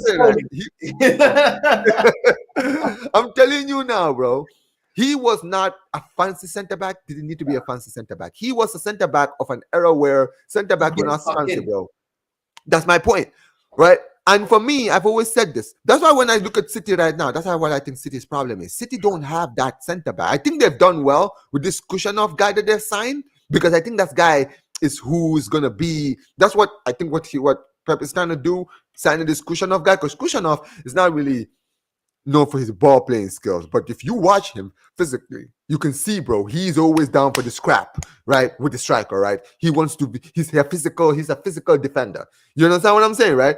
And I feel like that's what you need. Araujo is that. Araujo is good on his feet, but he's not really known for being a ball playing center back. You understand what I'm saying, right? He's known for really being the guy who, when it comes to the physical striker, I want Araujo to mark him. That's what I want. You understand what I'm saying? That's why when we play imposing strikers, I'm like, that's why in the game against Atleti, I was pissed off when I said, yo, why didn't he bring Araujo on when we were 4-2 up? Bring Araujo. You've seen them bringing Alexander Solot on the pitch, who's going to put our defense, who's going to be physical, who's a physical striker, right? Tall, huge. Bro, bring Araujo. That game was literally screaming for Araujo, bro. Bring him and just say, Araujo, yo, you see that striker that they brought in? He's your man for the rest of the game. You understand what I'm saying, right? Forget about the rest of the players. Him. Every time the ball goes to him, bro, I want that physical battle to heat up. You understand what I'm saying? Right? But this is the thing, bro. Like I mentioned, center backs, that's how center backs should be always be worked with, because in every single team, you always need to have one. Even at Real Madrid, you understand what I'm saying? When Zidane put Varane and Ramos as the center-back partnership, there's a reason why he took off Pepe and Ramos, because that was a great center-back partnership and it was a fierce center-back partnership. But what he wanted to do was he wanted to have that ball-playing center-back in Varane, but he also wanted to have a player like Ramos who was good on his feet. But you know what we know Ramos for, bro. Ramos is not known for being a ball-playing center-back. He is known for being the guy that's there for the scrap, bro. Exactly, bro. You know what why he's there. You understand what I'm saying, right? And I said it yesterday, bro. We missed that for Portugal, man. But you know what I mean? We missed that for Portugal, bro. You guys don't have that right now, do you? We don't. Nah, we don't. It's a sad state of affairs, because remember, you guys had Carvalho, you had Carvalho and Pepe at some point. Even back in the day, you guys, who was your center back partner? Was it Carvalho? Who was in the center back with Carvalho back in like the early mid 2000s when you guys were in the World Cup in 06? I know it was Carvalho on somebody. Because Costinha was a midfielder, right? Yeah, Costinha was a midfielder. Yeah, so Paletta was a midfielder. Hold on, let me actually check. I'm gonna check it now. Even I don't remember. Yeah, bro, it's been a while, bro. It's been a while. The reason I always have to go back to that 2016 because that's probably the best Portuguese team I've ever seen, bro, in my lifetime. I mean, you guys have a better squad now, but bro, that your squad now doesn't speak to that team, bro. It doesn't. It never, bro. Nah, man, never. Let me pull this up. Squads. Here it is. Here we had Paulo Pereira. Oh, there you go. Yeah, I'm saying. But that's the thing. That's the thing, isn't it? Like, look at the team that you guys had back. Nah, this team was a joke, man. Look at this team, brother. Look at this. No, look at this team. Pablo Ferreira, Ricardo Costa was the striker. That was the thing for time. Yeah, I'm saying, like, when you that's that era. You know what's crazy? You know what's crazy? I know, side. You know what I'm saying? Like Carvalho. You know what's funny? No, side. In that era, right? You just mentioned it. Your problem was a striker, and then you know what's probably what happened a few years later? You guys had all of the other areas where you guys didn't have a lot of good players, but then you guys had a great striker. It's like, bro, it was so unfair, man. Because think about it. If you guys had a prime Cristiano Ronaldo in that Portugal team, you probably would have won the World Cup. Like, think about it. Like, I'm not even joking. Imagine having Ronaldo of 2014, 2015 in 2006 with Figo, what's his name? Manish, Shimao, Deco, Costinha, flipping. Bro, that team would have won the World Cup. That team went to the semifinals of the World Cup. Think about it. You guys went to the semifinal with the World Cup with Pauletta as your striker. Think about having Cristiano Ronaldo as your number 9 in that game against France, bro. Like, that's my point. At the end of the day, you guys had a great team, right? But I'm not gonna lie, that team was very imposing. I remember specific because, like I said, that was the first World Cup I ever watched, and I remember I'll never forget that game against Angola, right? That World Cup was, like I said, a very weird World Cup to me because the African nations that qualified made no sense. I'm like, wait a minute, how did you qualify? Like when I remember that World Cup, I was like, hold on, Angola, how did you qualify? Togo, what the hell is Togo doing? What is Togo doing in the World Cup? I think Ghana qualified for the World Cup that year for the first time, and Ivory Coast as well. I think Tunisia was like the only nation, African nation, who'd been in a World Cup in that. I'm like, how did Togo qualify ahead of countries like Cameroon and Nigeria? I want to know what happened to like the big nations in Africa to let some of these scrubs qualify. Like seriously, I mean, Angola, you guys qualified funny enough in the group against Nigeria because you guys finished with the same amount of points, but because you beat them on like head to head because you guys beat them in Angola and you drew in Nigeria. So it was head to head the final game. I think you guys won against Rwanda and then you qualified because you guys had a better head to head. And I think Cameroon failed to qualify because Eto'o missed a penalty in the final game and Ivory Coast won. And that was, if you remember the story, because remember, by that time, there was a war happening in Ivory Coast. And actually, because they qualified for the World Cup, the rebels and like the government actually ended up, patching things up so that they could play a game that one of the World Cup qualifiers in the rebel side of the nation, right? And that actually ended up long term ending the war in Ivory Coast, right? Togo qualified ahead of Senegal, which is weird to me because I remember that qualifier. I was too young, but I remember Togo. I think they went to Senegal and drew 2-2, and Adebayo actually balled out in that game, right? But Togo qualified in that World Cup. I'm like, bro, if Togo can qualify, how the hell did Gambia not qualify? But then again, I'm like, yeah, we didn't even qualify for Africa coordinations. We needed to worry about Africa coordination before we even worried about the World Cup. But to be fair, I will say this about that World Cup. That World Cup will forever for me stay. Like that's why when people ask me, what is your favorite World Cup? There's a lot of great World Cups I've seen in my lifetime. The reason for me that World Cup will forever be one of my favorites, it's because think about the stars that were in that World Cup, Northside. That World Cup was like the end of an era World Cup. Like, think about it. It was Figo's last World Cup. It was R9's last World Cup. It was Ronaldinho's last World Cup. It was Balak's last World Cup. It was flipping Zidane's last World Cup. Who else? Like, I know Henry played in 2010, but that was prime Henry's last World Cup. You understand what I'm saying, right? Bro, every team, like even guys like Raul played like their last World Cup. That in that World Cup. But that World Cup was just the end. That's why I call it the end of an era World Cup. Because all the best players of like that generation from like the 90s to like the early 2000s, that was their last World Cup. And that's when we saw like some of the prime teams. Like you remember the Argentina team. That World Cup, no side. I've said it before. The amount of teams that could have won that World Cup, I don't think we've ever seen like that, a World Cup like that where there are so many teams you could just say, this is the favorites. That's the favorite. Who's actually going to win it? Like Italy had a golden generation. France, Argentina, Brazil, Portugal, England, Germany, Netherlands. All of there were so many teams in that World Cup that could have potentially won it. You could just say, all right, the team I'm supporting is going to win because I don't know who's going to win it. And for me, the memorable games in that World Cup, that game, I don't know I'm sure you remember it. Do you remember the Portugal versus Netherlands game in the round of 16? Yeah. That game, no, sir, will forever. You know that game is a world record, right? That good game broke a Guinness Book of World Records. But with the dirtiest World Cup game, I think of all time, as far as cards is concerned, because this is why, when I saw us win the Euros, I was just like in disbelief because I'm like, yo, like, how did we win that World Cup? The amount of pain I've gone through supporting Portugal, it's been unbearable, bro. Like.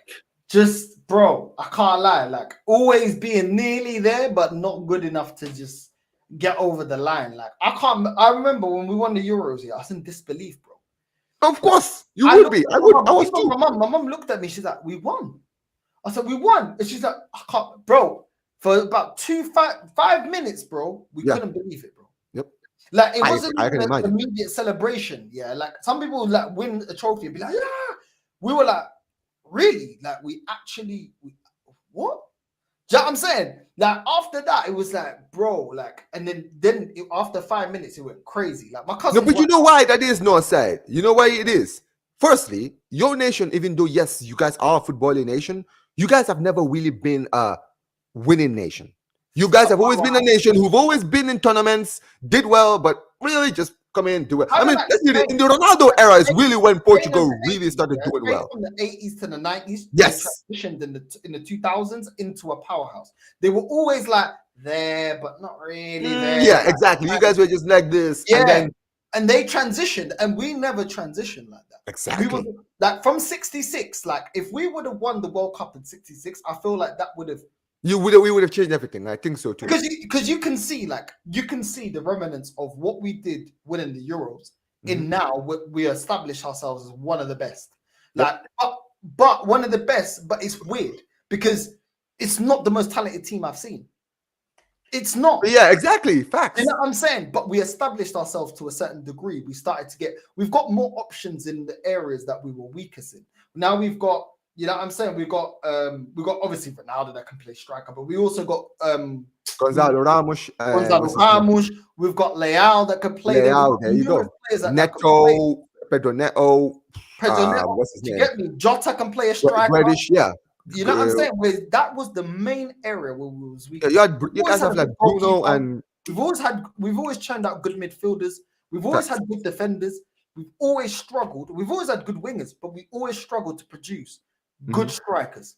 Yep. Up until we had Eusebio, then we had a massive gap. Then we had Ronaldo that converted from a winger to a striker. Nuno Gomes was not an elite striker. Not an elite striker. Very good for the Portuguese league. Outside of that, not good enough. Yep. Not good enough. You know what I'm saying? And that was the problem. Like, we had strikers that were good for Portugal, but in the main stage, they just wasn't. Yeah. Guys like Pauleta would always, like, I remember Pauleta was like at one point your all-time leading goal scorer, but really club career, nobody really. And that's the thing with Pauleta, isn't it? He's known for what he did for Portugal than his club career, right? Quaresma was a great talent. Like, Quaresma, yeah, exactly. He back then would say, "Yo, Quaresma's actually." They thought Quaresma. But we signed Quaresma in Barcelona. Do you remember?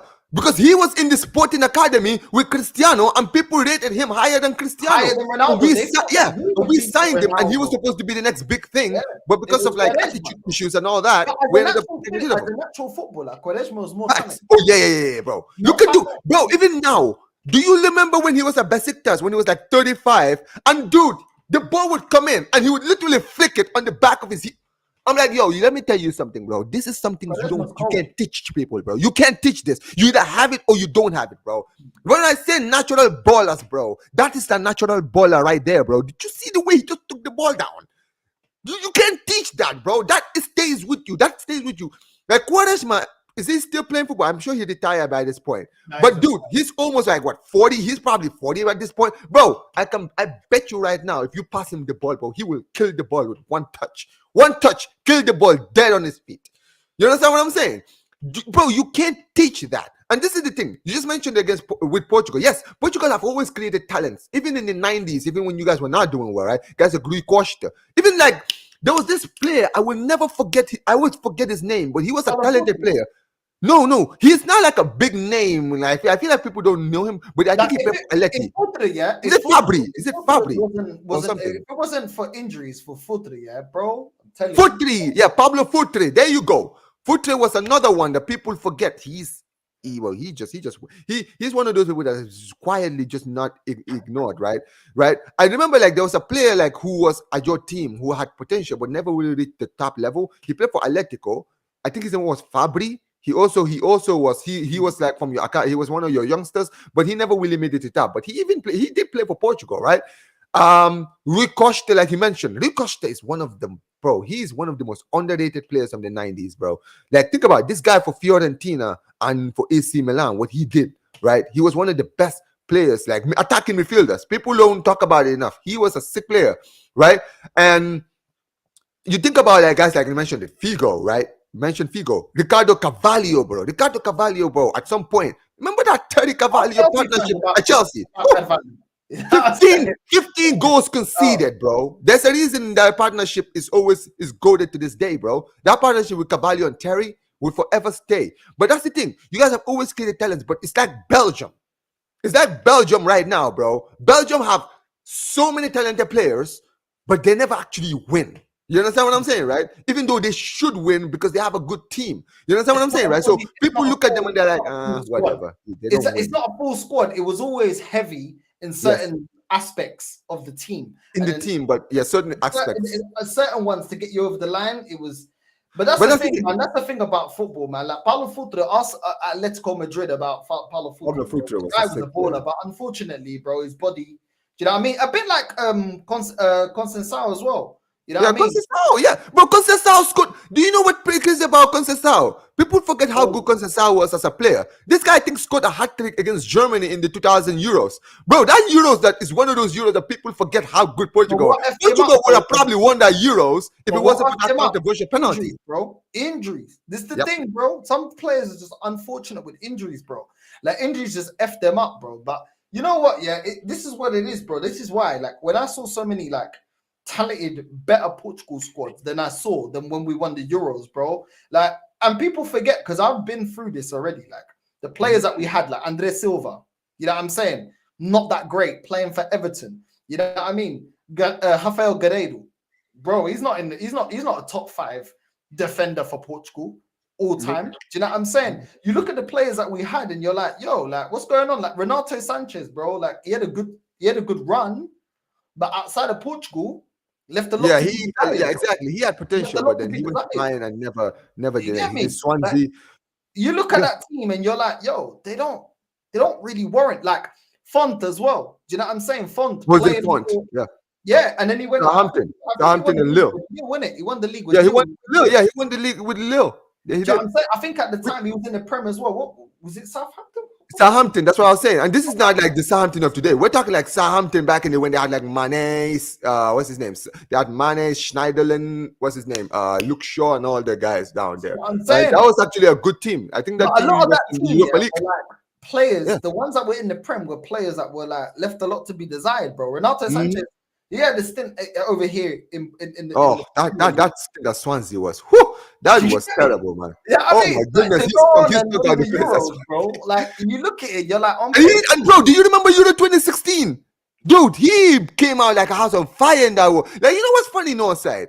In my lifetime, I'll say this. Portugal, whenever I was watch you guys in the Euros, until you guys won it in 2016, before you guys won in 2016, I think that you guys would always perform well in the Euros. It was in the World Cup that you guys would always flop in. Yeah. You understand what I'm saying? So in 2000, you guys were one of the best teams in the Euros, right? You guys would have won that Euros. You guys played Zidane in the semifinals, and he won, and they won it with a golden goal thanks to Zidane's penalty. And then you guys went to the World Cup in 2002, and everyone was looking at the Portugal team thinking, yo, the way these guys played in the Euros, boy, they're gonna kill it. Because you guys were in a group with South Korea, the USA, and what's his name, Poland, and everyone was like, yeah, they're gonna walk that group. You understand what I'm saying, right? And then you guys lost to us now in your first game, and you guys were like 3-0 down 3-1 down after halftime, and then you beat Poland 4-0. Pauletta scoring a hat-trick, and then you lose to the host South Korea in the final game, which, by the way, was controversial because that game was absolutely, like, that whole World Cup was controversial. But you lost to them, and then you hosted the Euros 2 years later in 2004, and then you went to the final and lost to Greece. And everyone was sitting there thinking, oh my God, how did you lose? Then you go to the World Cup, and you guys, to be fair, had a good World Cup in 2006. And then you go to 2008 in the Euros, you lose in the quarterfinals. You go to 2010 World Cup, you lose in the round of 16. But then you did the semifinals in the Euros of 2012. You were going to go out in the group stages in 2014 World Cup, and then you win the Euros in 2016. I'm like, yo, this is crazy. In the Euros, you guys always turned up. And then you went to the World Cup 2 years later. People were thinking, all right, this team is better than the team of the past.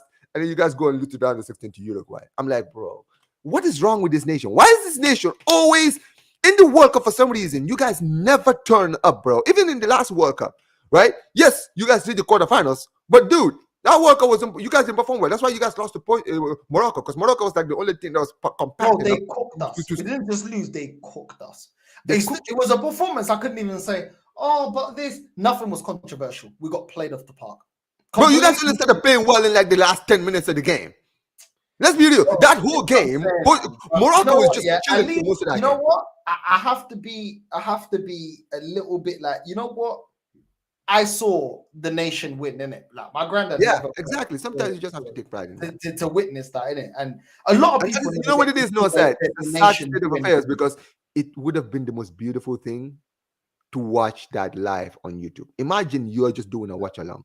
Bro, you know what it is in moments like that, no side, right? When it happens, like, all emotions go away, bro, because you just realize, bro, I've just seen my nation win a tournament.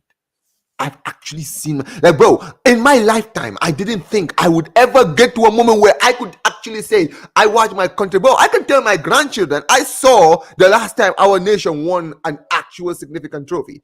Like, this is the thing, bro. Portugal will probably never win another trophy again. I don't know. But North side, in your generation, you got to see it, bro. That game against Portugal, I'll tell you right now. You know where And I I've was? got the shirt I as was well. in You know what Gambia. the funny thing is, yeah? That was the first Portugal shirt I ever. I think no, my girl got it for me. My girl got me that shirt. So 2016 when we won, yeah, she bought me the shirt, yeah, and we won. So I got the shirt. Yeah, that shirt it's iconic forever. Make sure you steal it somewhere.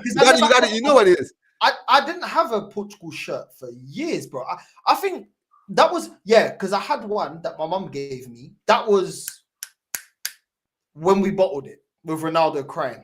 Oh no! Damn, you have both. You have the heartbreaking one and the winning one. The final in the Euros. My second one, my girl bought it for me, and we win it. It's mad, bro. No, sir. I'm telling you right now. You need to. You know what it is. You know what to do. You need to do. Those items. Those items you seal it somewhere, sort of for your grandchildren to see it, so you can tell your grandchildren. You see this. You see this. You see these two jerseys. These are the two jerseys I've ever had as a Portuguese fan. And these two jerseys were significant in my life because this was the most heartbreaking moment of my life. And this was the greatest moment of my life. You understand what I'm saying? As a Portuguese fan.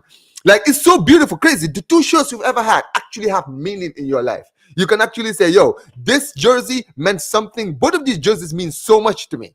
You understand what I'm saying? But I've said it before. When it comes to like the Euro, when it comes to just winning a trophy, bro, I remember Gambia won 2 under-17 World tournaments, right? Those are our only significant trophies we ever won.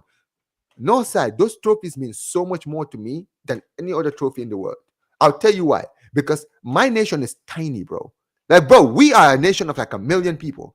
And we won an African tournament where African nations, like the best African nations, turn up. And we actually won the thing. You understand what I'm saying, right?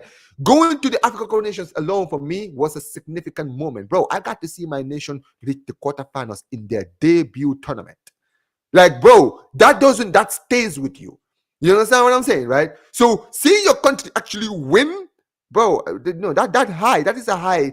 That's what I said, bro. The emotions run wild. I remember I was in the beach in Gambia when that final was happening, right? I didn't know what was happening in the game because I could not get coverage, right? It's not like now you can watch the games on your phone and all that. So I had to rely on the results, right? So when it was full time and it was still 0-0, I was like, yo, France haven't scored yet. What's going on? You understand what I'm saying? And then I heard that Ronaldo went off early. I'm like, yo, what happened? They said Ronaldo got injured. I'm like, oh yeah, they're gonna lose this game. And this was during the game. So when you guys went 0-0, thinking, bro, I was like, it's over. Yeah, exactly. So I was like, yeah, they're gonna lose this game. And then it was 0-0. I was like, oh my god, Portugal actually holding on. What's going on? And North side, you see when you guys scored the goal, I didn't see the goal, but when the goal happened, I had my phone on my hand. Instantly when I got the notification that Eder scored. North side, when he scored, I literally went now like, oh my god, Portugal are actually gonna win the Euros. Ronaldo's gonna win the international trophy for Messi. Nah, bro. No.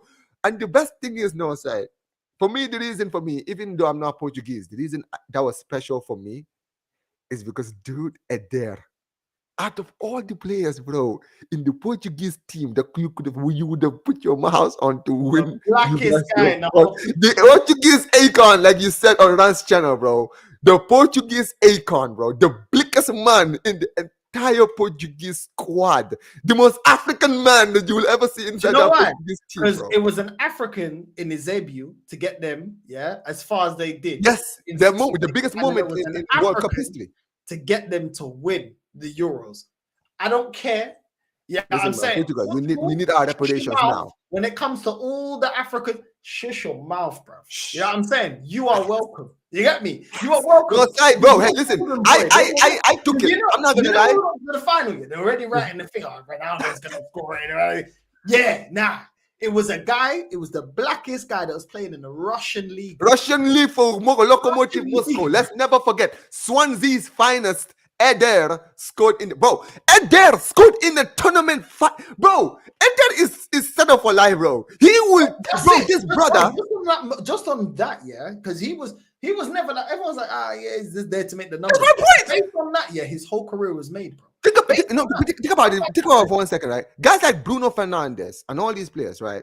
They will be forgotten. Don't ever get it twisted. They will be remembered. Some people will, oh yeah, Bruno Fernandes in his time, yes, and all this. It's like it's like when you mention guys like Pablo. I mean, I'm not comparing him to this guy in no way, shape, or form, but I'm just using it as a matter of remembrance, right? Someone like Pablo Futre, he was our top player during his time. Because of injuries, he never reached where he could reach. But people who talk about it, like, oh yeah, Pablo Futre was a great player. But nobody really talks about Pablo Futre. You understand what I'm saying, right? I feel like Bruno is going to be one of those guys who's going to be like, oh yeah, at some point he was actually one of Portugal's best players, right? But nobody's going to be like, yeah, Bruno Fernandes, one of the best Portuguese players to ever play. I mean, I say that, but then in the new generation, they just hype everything up. But Eder, forget about whatever he did in his career, bro. Eder is set for life. Eder will be one of those players Portuguese fans will never forget, bro. They will never forget this brother because they're going to be like, yeah, this guy did nothing in his career. What did he do? Nothing. You can't talk about the trophy without talk about him.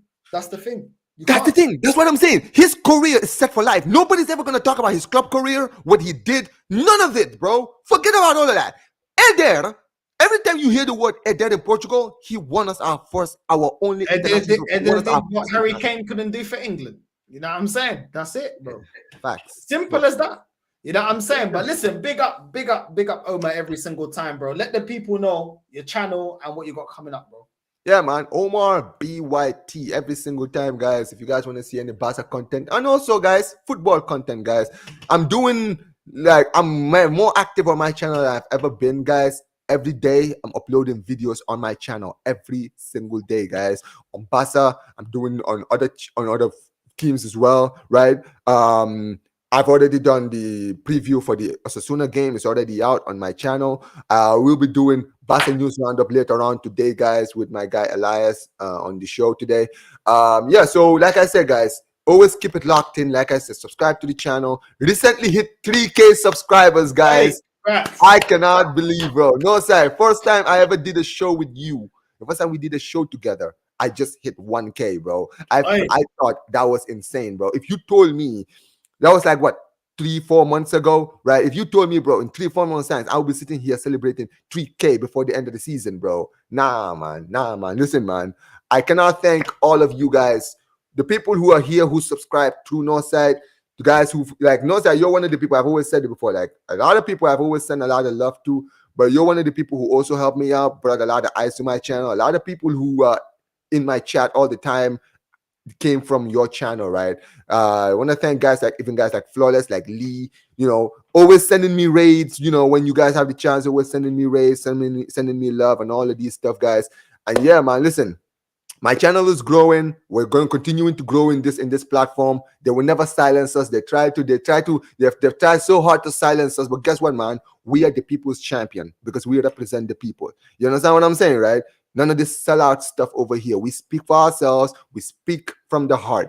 And that's sometimes what you got to do, man. So at the end of the day, man, appreciate every single one of you guys for helping me reach 3K. And listen, man, I don't know what road we are in, bro. If we can reach 10K by the end of 2025, it will be absolutely insane. But appreciate every single one of you guys. Bro. All of that, yeah. You look at your channel, that's just the hard work you put in, innit? And sometimes you don't get the recognition, but if you're there every day, you know what I'm saying? When listen, you'll always get your luck if you're there every day, innit? You're there for a raid. You're there for when, do you know what I'm saying? For different moments that you didn't expect. You know what I'm saying? And the thing is, you know what it is with us Northside, right? We say it all the time, like me, you, Flawless, Lee, even guys like Rans, Saeed and all these people, bro. This is the thing, bro. We don't have scripts. Like I don't have a script in my hand when I am talking to my stream.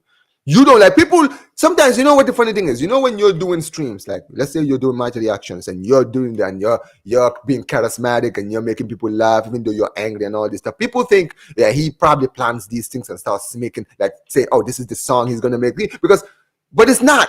At the end of the day, every reaction you see, there's no reaction better than actual reaction. Anything that you say that is in your mind, you say it, bro. It comes from the heart. That's why people like our content. Because you know why? Because we speak from the heart. This is not scripted. There's no plan. There's no impromptu plans or any of this stuff. We just say what we have to say. I try to be professional. I try to bring the news. But the thing with me is, even though I bring the news, I always like to also have my say, still my opinions on certain situations, on my club, on other clubs. You understand what I'm saying, right? And I've always said this. For me, I don't have a lot of things outside of football, and you know this, not because we've spoken to each other on Instagram, right? You know me, bro. Like outside of football, my life outside of football is basically very limited. That's why I have so much love for the game. That's why I always like talking about it. That's why I'm excited when I'm here, when I'm on Northside or Lee or anybody's channel, because you know what it is? This is all I have. You know what I mean, right? I don't really have, like, I don't go out. I'm a home person. I don't really have a lot of friends around me. Just over be yourself, bro. Like I've always told you, yeah. Like I've always told you, like everyone, like at the end of the day, yeah. At the end of the day, like some people are gonna connect with you, some people won't. Yep. You know what I'm saying? And at the end of the day, do you know what's nice? When you look at those subscribers and you look at the people that support you, they support you for you being you, not a facade, not a game, not nothing. Do you know what I'm saying? And one day when you're able to do it full time, you know you've done it off the back of you being yourself. Everyone that actually messes with you, they actually connect with you as a person. You ain't got to say, oh, lights, camera, action. Oh, who should I be? You know what I'm saying? And just be yourself, bro. I've always told you, like, your ball knowledge is mad. Like, you got mad ball knowledge, bro. You know what I'm saying? That's something people always say to me. Like, for me, I'll be honest with you, I don't. Like, that's the thing. Just lean on you being you, because this is the beauty about life, yeah? There will never be another Omar. There will never be another Northside. There will never be another Lee Gunner. There will never be another Dan Potts. There will never be another. Facts.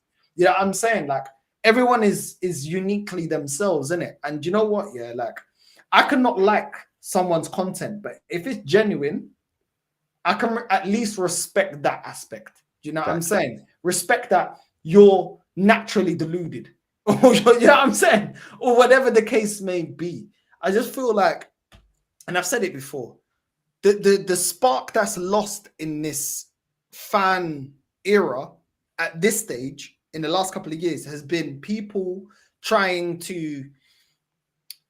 losing the essence of it. And I feel like the essence of fan content, in my opinion, is being yourself.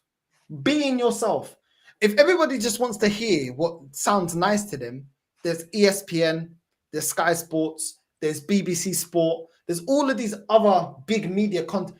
The fan content is special because it's about the fans. And a lot of rotten eggs are ruining it in trying to copy that. Just be yourself. I know people want to make money and stuff like that. Listen, everyone wants to make money. I want to make money. Everyone wants to make money. There you go. You are a fan. You know what I'm saying? And everything that you say should be honest to you and how you feel, and not influenced by, oh, this is going to get me here and this is going to get me there. I don't respect that, innit? And people are, oh, you clowning people. I don't respect people that I feel like are playing a game. Yeah, I don't like sellouts. Facts. I'm even the same.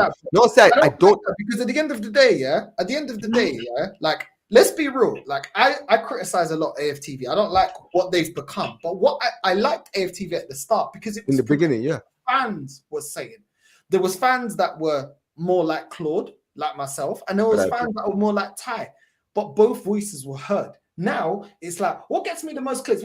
Yes, we understand you want to make money. Yes, we understand that you have to be engaging. I understand that.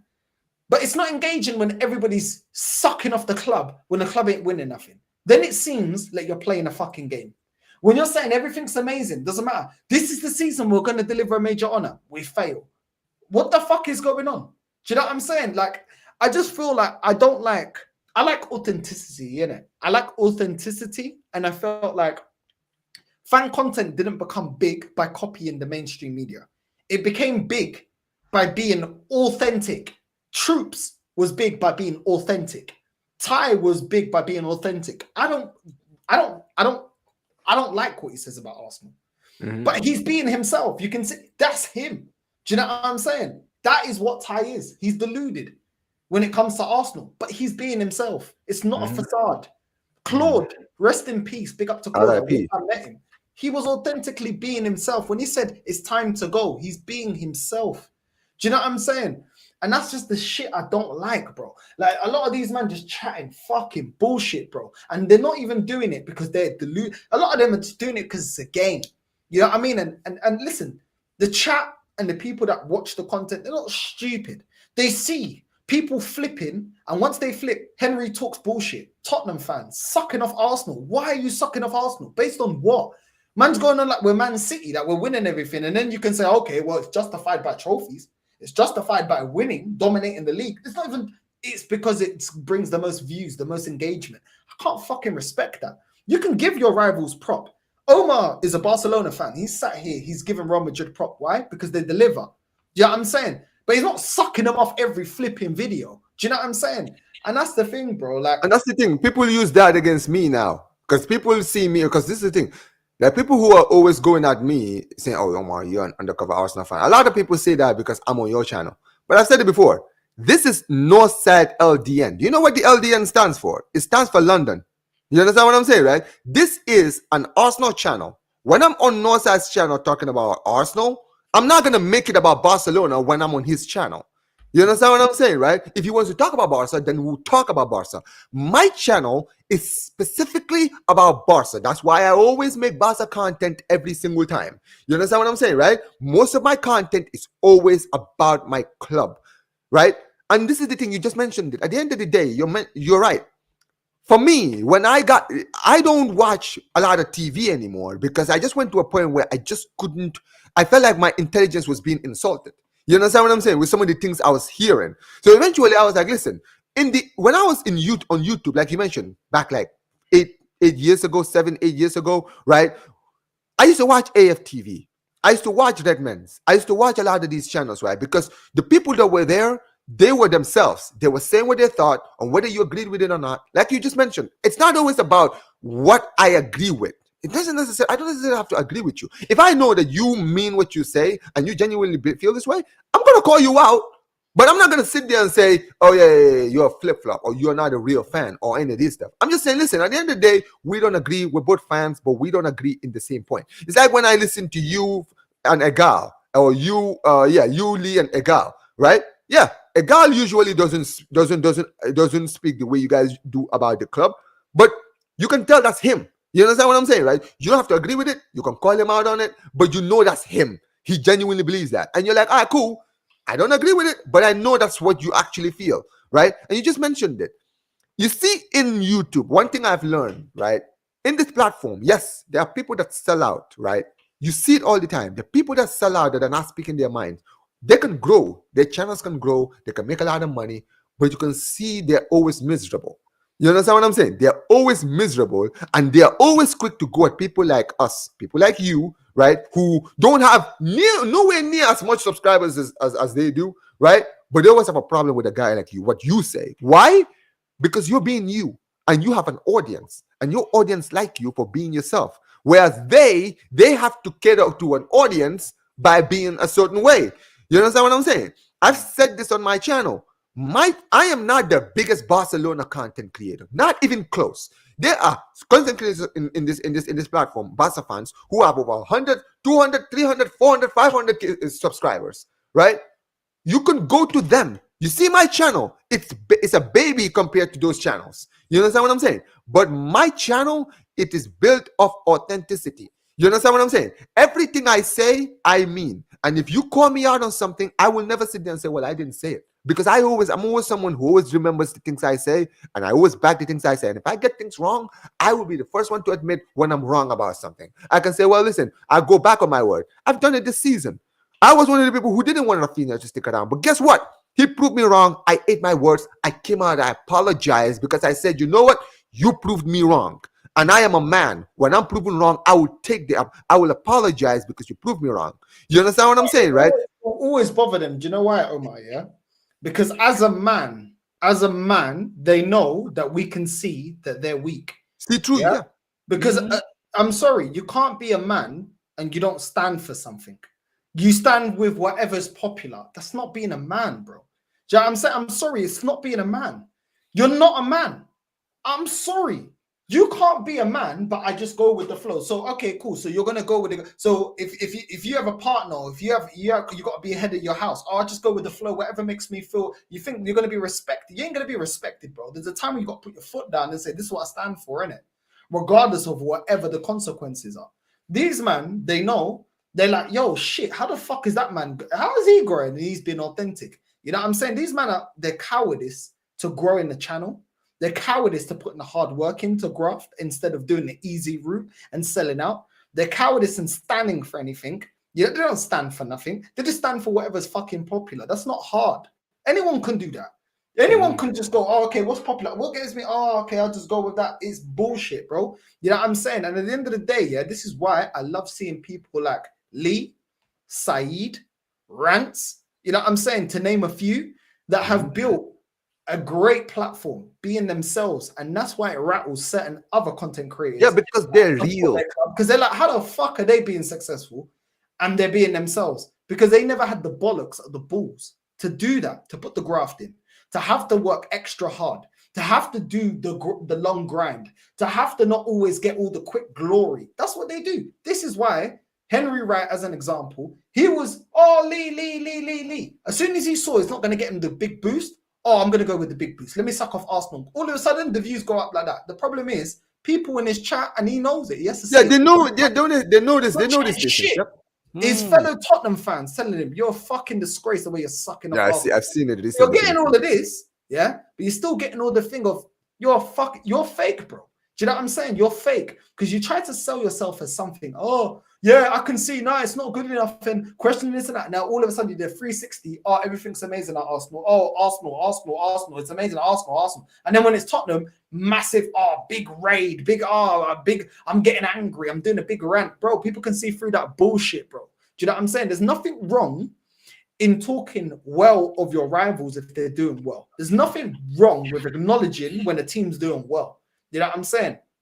The bullshit is when you're sucking them off every fucking day, talking bullshit, when you know deep down, you know it's some bullshit and it's not going to lead to anything. You know what I'm saying? That's the thing, bro. I've done Chelsea watch-alongs and I've said, yo, you played well. I've seen Man City games and said you played well. But also, if I do a match reaction to Man City or Chelsea and they don't play well, I'm going to fucking say I don't care. I don't give a shit if their fans get upset. I don't give a fuck. I'm saying my real opinion. I don't give a shit about rattling Arsenal fans. Do you think I give a fuck about rattling Chelsea fans or Man City fans? I don't give a shit. I'm going to talk about what I see in it. The performance was good. The performance was good. The performance wasn't good. I'm going to criticize your club. Liverpool, if I see you do well, I'll say it. If you don't, I'll criticize. Against PSG, you're lucky to get a result because they outplayed you. But you scored the goal.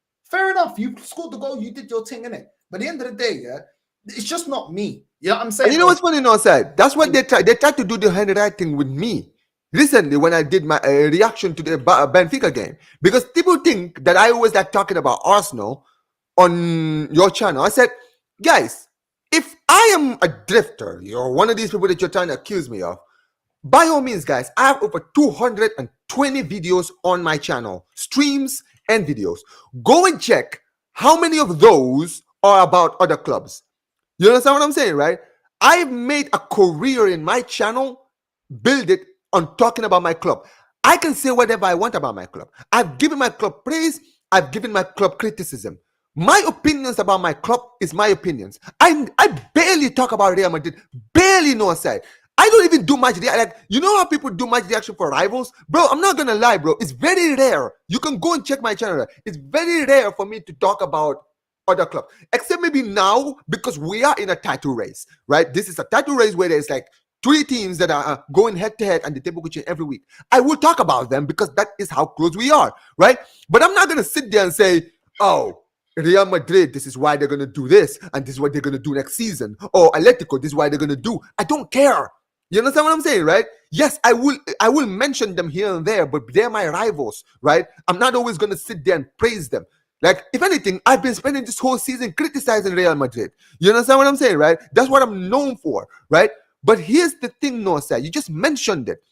You see me, I'm a student of the game.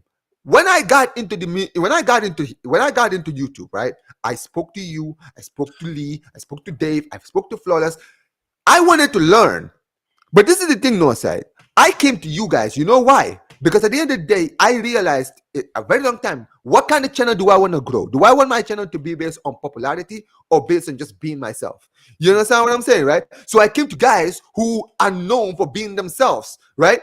And I've always been told by you, by Lee, by everybody, listen, don't worry about the views, don't worry about any of that. Just be yourself and you will get your audience. You understand what I'm saying, right? It may take months, it may take years, you don't know. But I promise you, Omar, the wait will be worth it because the people that you will attract to your channel, you will be proud of. The reason why people don't understand, the reason why for me, it is special for me to have this amount of subscribers around this time of my career, right? Is because at the end of the day, I've had these subscribers by being myself. You see people, like I mentioned, who get 100K subscribers, bro. They're barely happy. They barely even mention it in their channels. Though, yeah, I just hit 100K subscribers. Why? Because to them, it's like, yeah, I got 100K subscribers, but at what cost? You understand what I'm saying? I'm doing things that I don't love. And you see it all the time, no sir, right? A lot of these people, whenever something new comes around, they instantly leave their channels, or they're gone for like months, right? Because they got something else. And then when that thing is over, they come back to YouTube because now they actually need to be remembered because people are beginning to forget about them.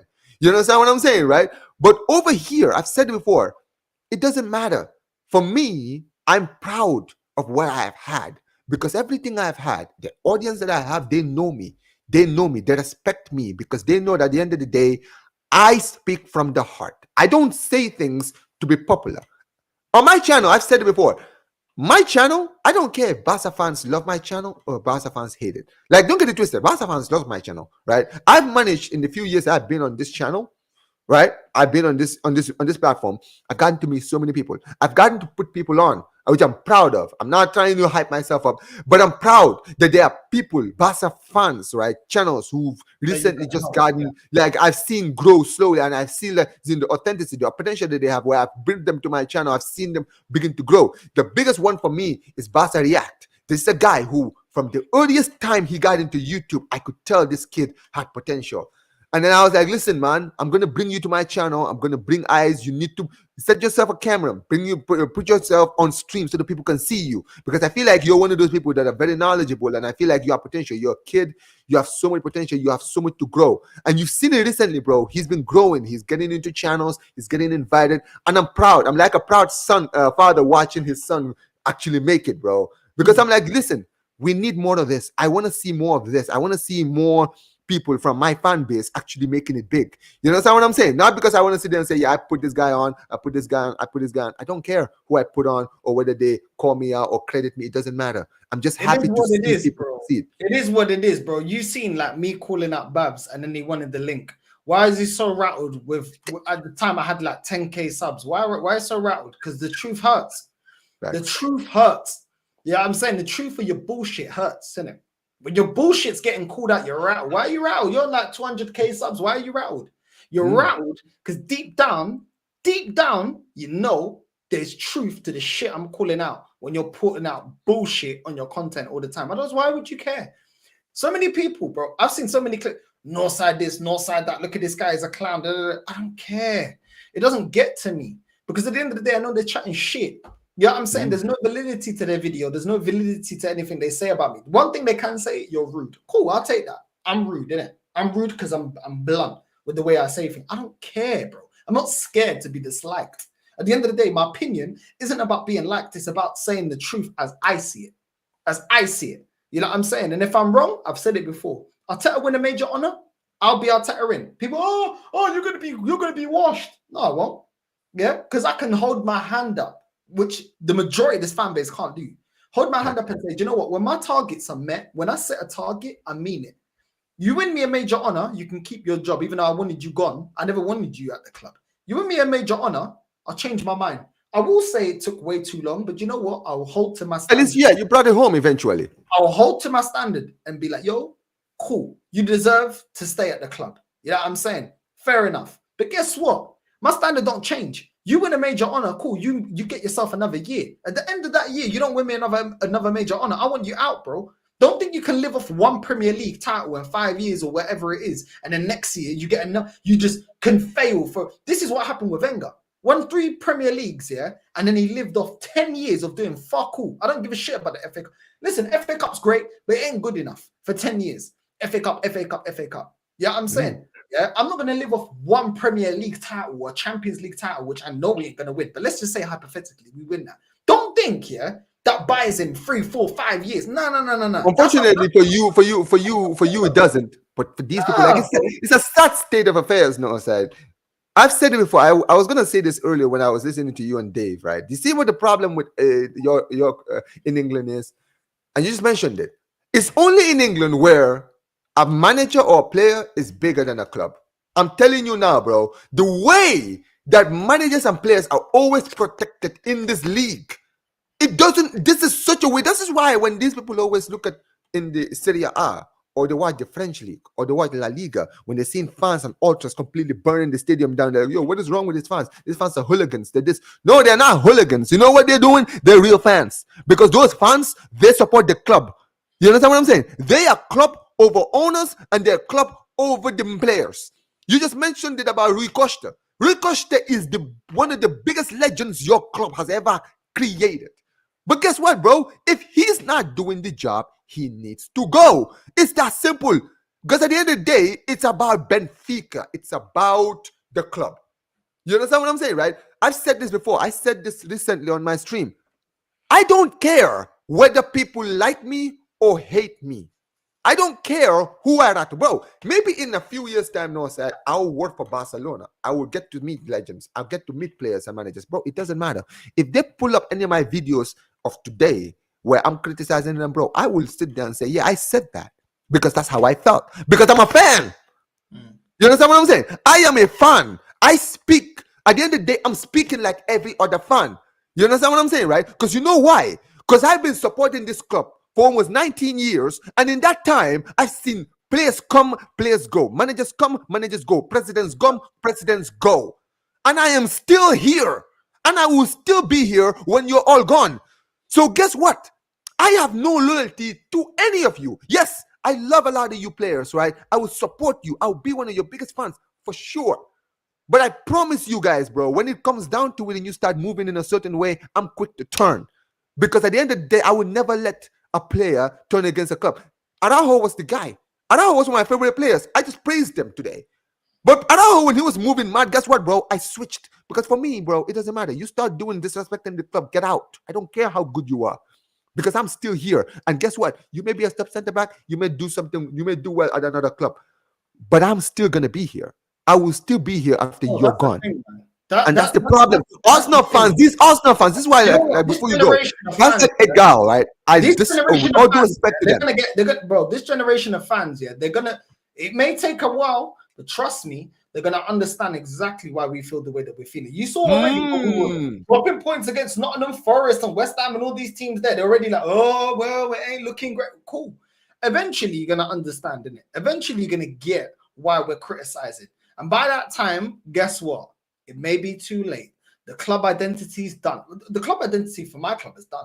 It's gone. Yeah, it's gone. It is. Done. It's finished. Yeah, I'm saying. And when they want to look around and say, what could we do in this and that? Guess what? You finished the club identity. You finished what we was.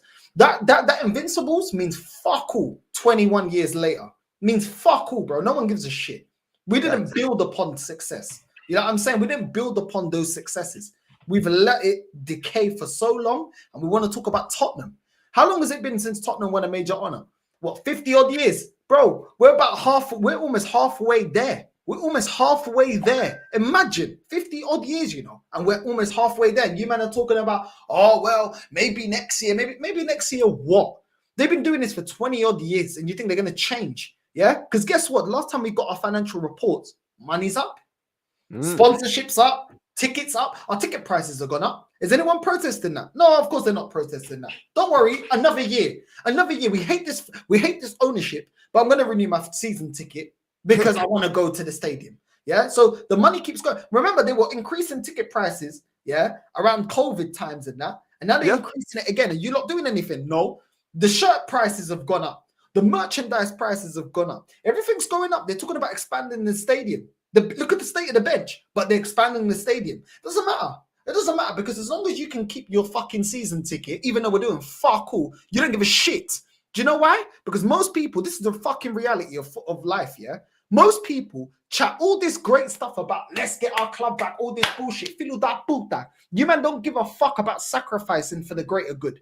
If everyone wanted to sacrifice for the fucking greater good, no one turns up for the rest of the fucking season. How about that? And see how quickly they start acting, bro. Because they acted quickly when people start revolting, not going to games against Wenger. But do you know what? People are too fucking comfortable, talking about what they would like and not fucking standing up for what's right. And that is the problem, bro. And I've seen this from when I was growing up, seeing people get bullied. I had to stick up for people. I didn't even grow up with a dad. I had friends, that had to fight their battles and beat up people on their behalf, and they had a dad. I didn't fucking have a dad, didn't it? Because I realized, a lot of people talk all this great game, but when it's actually time to fucking sacrifice, very few people in life actually step up, sacrifice what they love for greater good. Whether it's standing up to a fucking family member, where it's fucking standing up for your friend that's getting racially abused. It may not even fucking be racially. Just standing up for what's fucking right. Yeah, people are comfortable. Oh, I don't really like that. Oh, yeah.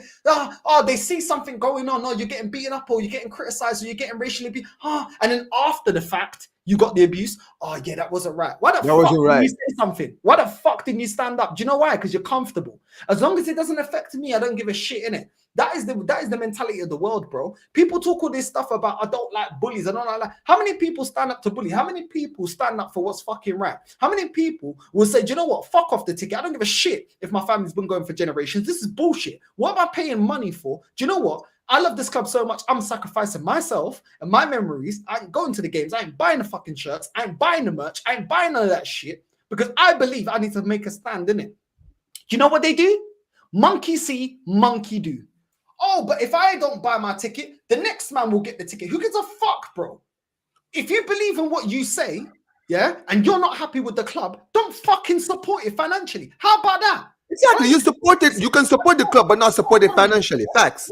Hold on a sec, Omar, Go ahead. We need to wrap up because I have to eat dinner, innit? But this is the thing that I hate about people, The majority of the world, is full of bullshit, bro. They're full of bullshit. They say things that they don't like, but then they go and fucking support it. As long as it doesn't affect me. That's all it is. I don't like the ownership, but as long as I keep my season ticket. Bro, why do you want a season ticket if you're going to get another... If you know there's another 10, 20 years with this fucking dead regime where we don't go out there and address what we need, you want to keep going to the games. For what? For what? Entertainment. Why can't you go cinema? Why can't you go out there and go holiday? There's loads of forms of entertainment where you get value for money, but you want to keep the season ticket. Oh, but when we turn good, when were we ever going to turn good if you don't make a stand? Think about all the revolution, the French Revolution. Haiti, one of the first free countries, from slavery. Do you think they got free from slavery, accepting it and just sitting there? No, they rising up, bro. Rising up. Do you know what I'm saying? Every revolution. My country, Angola, getting independence. You think they just got independence by sitting there? No, rising up. Facts. Yeah, when you wanna dethrone a government or whatever it is, you have to be able to get uncomfortable. Yeah, and there's people in history that have lost their lives over a cause, lost their lives or gone the extra mile because they believe in their cause. Whatever it is that you want to get behind, whether it is flipping Black Panthers, whether it is flipping South Africa, you know what I'm saying? With equality and stuff, wherever it is in history, when does a regime end? When people just sit there saying, oh, well, I don't care. I'm just going to sit here comfortable. I'm not going to do nothing, but I'm very upset about it. That's not when change comes up. You have to make your voice heard, bro. Do you know what I'm saying? But the problem is, oh, well, as long as I can get my season ticket, as long as I can do this, I can do that. But I'm going to keep moaning. Or I'm going to talk at the end of the season and say it's not good enough. But yet you keep supporting it. Bro, it don't make no fucking sense, bro. How did communism fall? Because the people revolted. So why do people think it's any different when it comes to football, bro? They're billionaires. But guess what? You can't, if the people are not invested, you can't control them. That's how it is. If the people rise up, if enough people rise up, you make change. But guess what? People are comfortable. They're comfortable being led. They're comfortable with excuses. They're comfortable, oh, I'm okay. I don't really care. I don't give a shit. It's bullshit, bro. Man say fans don't have no say. Yeah? Did the sporting fans that turned up to the training ground, did they not have a say? Yep. Did they not have a say? About it. You know what I'm saying? But the fans don't have a say. How did communism? The people rose up. Guess what? You can't control people. If they rise up and say, we don't want you here, your reign is done. That's how it works. But people don't want to do that. Oh, we're going to be comfortable. Oh, yeah, but this, but that. I'm going to complain about Johnny transfer window, but I'm going to invest more money. I'm going to do this. I'm going to do that. Bro, people are full of shit. Not everyone, the majority. Full of shit, bro. Do you know what I mean? People told me in my life, oh yeah, it's so wrong. The things that happened for these people, that people, and then they'll be the same people when I'm going through some shit, sitting there in the sideline just watching me go through the shit. It's all bullshit, bro. People say things to sound good, but really and truly, where's the actions? Because I tell you what, I've got actions. I've not put a penny into this club, yeah, since we ain't won a major honor. I'm not putting a fucking penny into this club. Guess that's exactly what's happening, bro. I ain't putting a fucking penny into this club until they show me that they're serious, bro. Serious by getting a proper manager, buying proper players, making sure that we're doing everything that we can to get a major honor. I'm not investing in it, yeah. I don't have the memories of going to all the games. I don't have the memories of going and seeing Arsenal in the Champions League live and all this type of shit. Guess what? I don't care. I believe in what I say, so I'm standing on it, innit? I'm standing on it. And if I never get a season ticket, well, guess what? If change ever happens and the fan base wakes up, I was one of the people that will put in myself there to be a catalyst of change, innit? Yeah. I don't care what everybody else is doing. I don't care. What do you want to do? What do you want for the club? Everyone's so concerned about what everybody else is doing. What do you want? Are you happy with this? Are you happy with this? If you're not happy with this, what are you doing? I'm not saying you have to protest. Stop fucking pumping money, bruv. Simple. Otherwise, you don't want it enough. You don't want it enough because you only want it as long as you keep your season ticket, as long as you get your new shirt, as long as you get your new merch. It's bullshit, bro. If you believe in that, then cool. Don't expect change. You know what I'm saying? Don't expect change when you're just there, sat there, accepting it all. Accepting all the bullshit, bro. Do you know what I'm saying? It don't make no sense, bro. It's a sad state of affairs, no, sir. It's never going to change, bro. And nothing's going to change. It's a sad state of affairs, no, sir. You know what it is? This is why you see it all the time, no, sir. This is why Americans never don't buy clubs in La Liga. You know why? Because Spanish fans are crazy. Spanish fans will actually show you how they feel. You understand what I'm saying? They will tell you that, listen, this is not good enough. And you just mentioned it, bro. It's in every aspect of life. I don't want to be, like, here's the thing with me. I have my opinions on everything in life. Yes, maybe I will not talk about it, but when it comes down to it, my opinions are my opinions, and I don't hide my opinions. You understand what I'm saying? When people ask me about a subject that I stand with, I don't care people if who are upset. You understand what I'm saying, right? Because at the end of the day, it's my opinion. You just mentioned it, bro. In history of life, bro, every big change we've seen in history has always happened. Why? Because people stood up. The same thing applies with clubs too. You understand what I'm saying, right? You see in a club like mine, the reason why we've never had the fall off of like what you guys have gone through is because for years, for decades, every time there's always been signs that the decline is coming, the fans, the socials, the people that are the real fans, they've always shown their discontent. Whether they're in the stadium basically booing for 90 minutes, basically booing so loud that the players can't even hear themselves think, right? Or putting their white flags, or just downright not just coming to the stadium. You understand what I'm saying, right? They show you how they feel, and guess what? The club makes the decision either whether they want a manager sacked, when they want the player sold, or they want the president gone. And it happens every single time. You see, Bartomeu in 2020 was the perfect example of it, right? When we lost 8-2 to Bayern, it was during the pandemic, so people didn't realize how bad it was. Bro, it was bad. You understand what I'm saying, right? The fans had enough. It was during the pandemic, and the fans were outside protesting. You understand what I'm saying, right? They didn't care about curfews and all that. They were like, less of this. We want this guy gone. We want you gone now. You understand what I'm saying? Bro, I swear no, sir. You can go and check right now on YouTube, right? You will see the videos of like the fans out in the club's office, right? Demanding for the president to resign. Until guess what? The president couldn't handle it anymore. He had to go. You understand what I'm saying? He had to go. And this is the thing, bro. At your club, this is unfortunately the problem, bro. I made a promise, Northside. You've seen it. I don't know if you watch my channel, bro. When have I ever come to your channel wearing a Barca shirt? And look at what I'm wearing. I don't wear a Barca shirt. You want to know why I haven't worn a Barca shirt? Because I said in the transfer window, if we don't go out and actually spend money, I'm not buying anything from this club. I don't care. I am not buying. So guess what? This whole season, I've worn every shirt apart from a Barca shirt. I've worn an Atlanta United shirt before I've worn a Barca shirt. Why? Because at the end of the day, I'm a man of my word. I stand on business. If I say I'm not doing something, if I have objectives, all right, and my objectives are very realistic. I said, listen, I want us to at least sign 3 players, and if we can't do that, then I'm not spending money on this club. Because clearly this club is not investing my money well. Bro, You understand what I'm saying, right? They'll get it when it's too late. That's the thing. And that's my point. That's why until we invest next season, like I said, I'm not buying a jersey. I'm not buying anything from this club until I see investment in the summer, right? Go out and buy the players, because that's what you need to do as fans. People don't understand. It's not always about who's the loudest. Sometimes you don't have to be loud. Sometimes you can just, the little things can affect them, right? Not going to the stadium affects these guys' pockets. Not buying season tickets affects these guys' pockets. You understand what I'm saying? You don't always have to be vocal. You just have to do the little things. Affect them where it hurts. Where? In their pockets, man. You understand what I'm saying? But this club, they always think, oh, we're buying merch. We're buying season tickets because we're supporters of the club. Yeah, you're supporters. Guess what, bro? You still support the club. You can still support the club from your house. You can still support the team. You can still support everything. But you can't support the way the club is going now. The problem is, you mentioned the north side.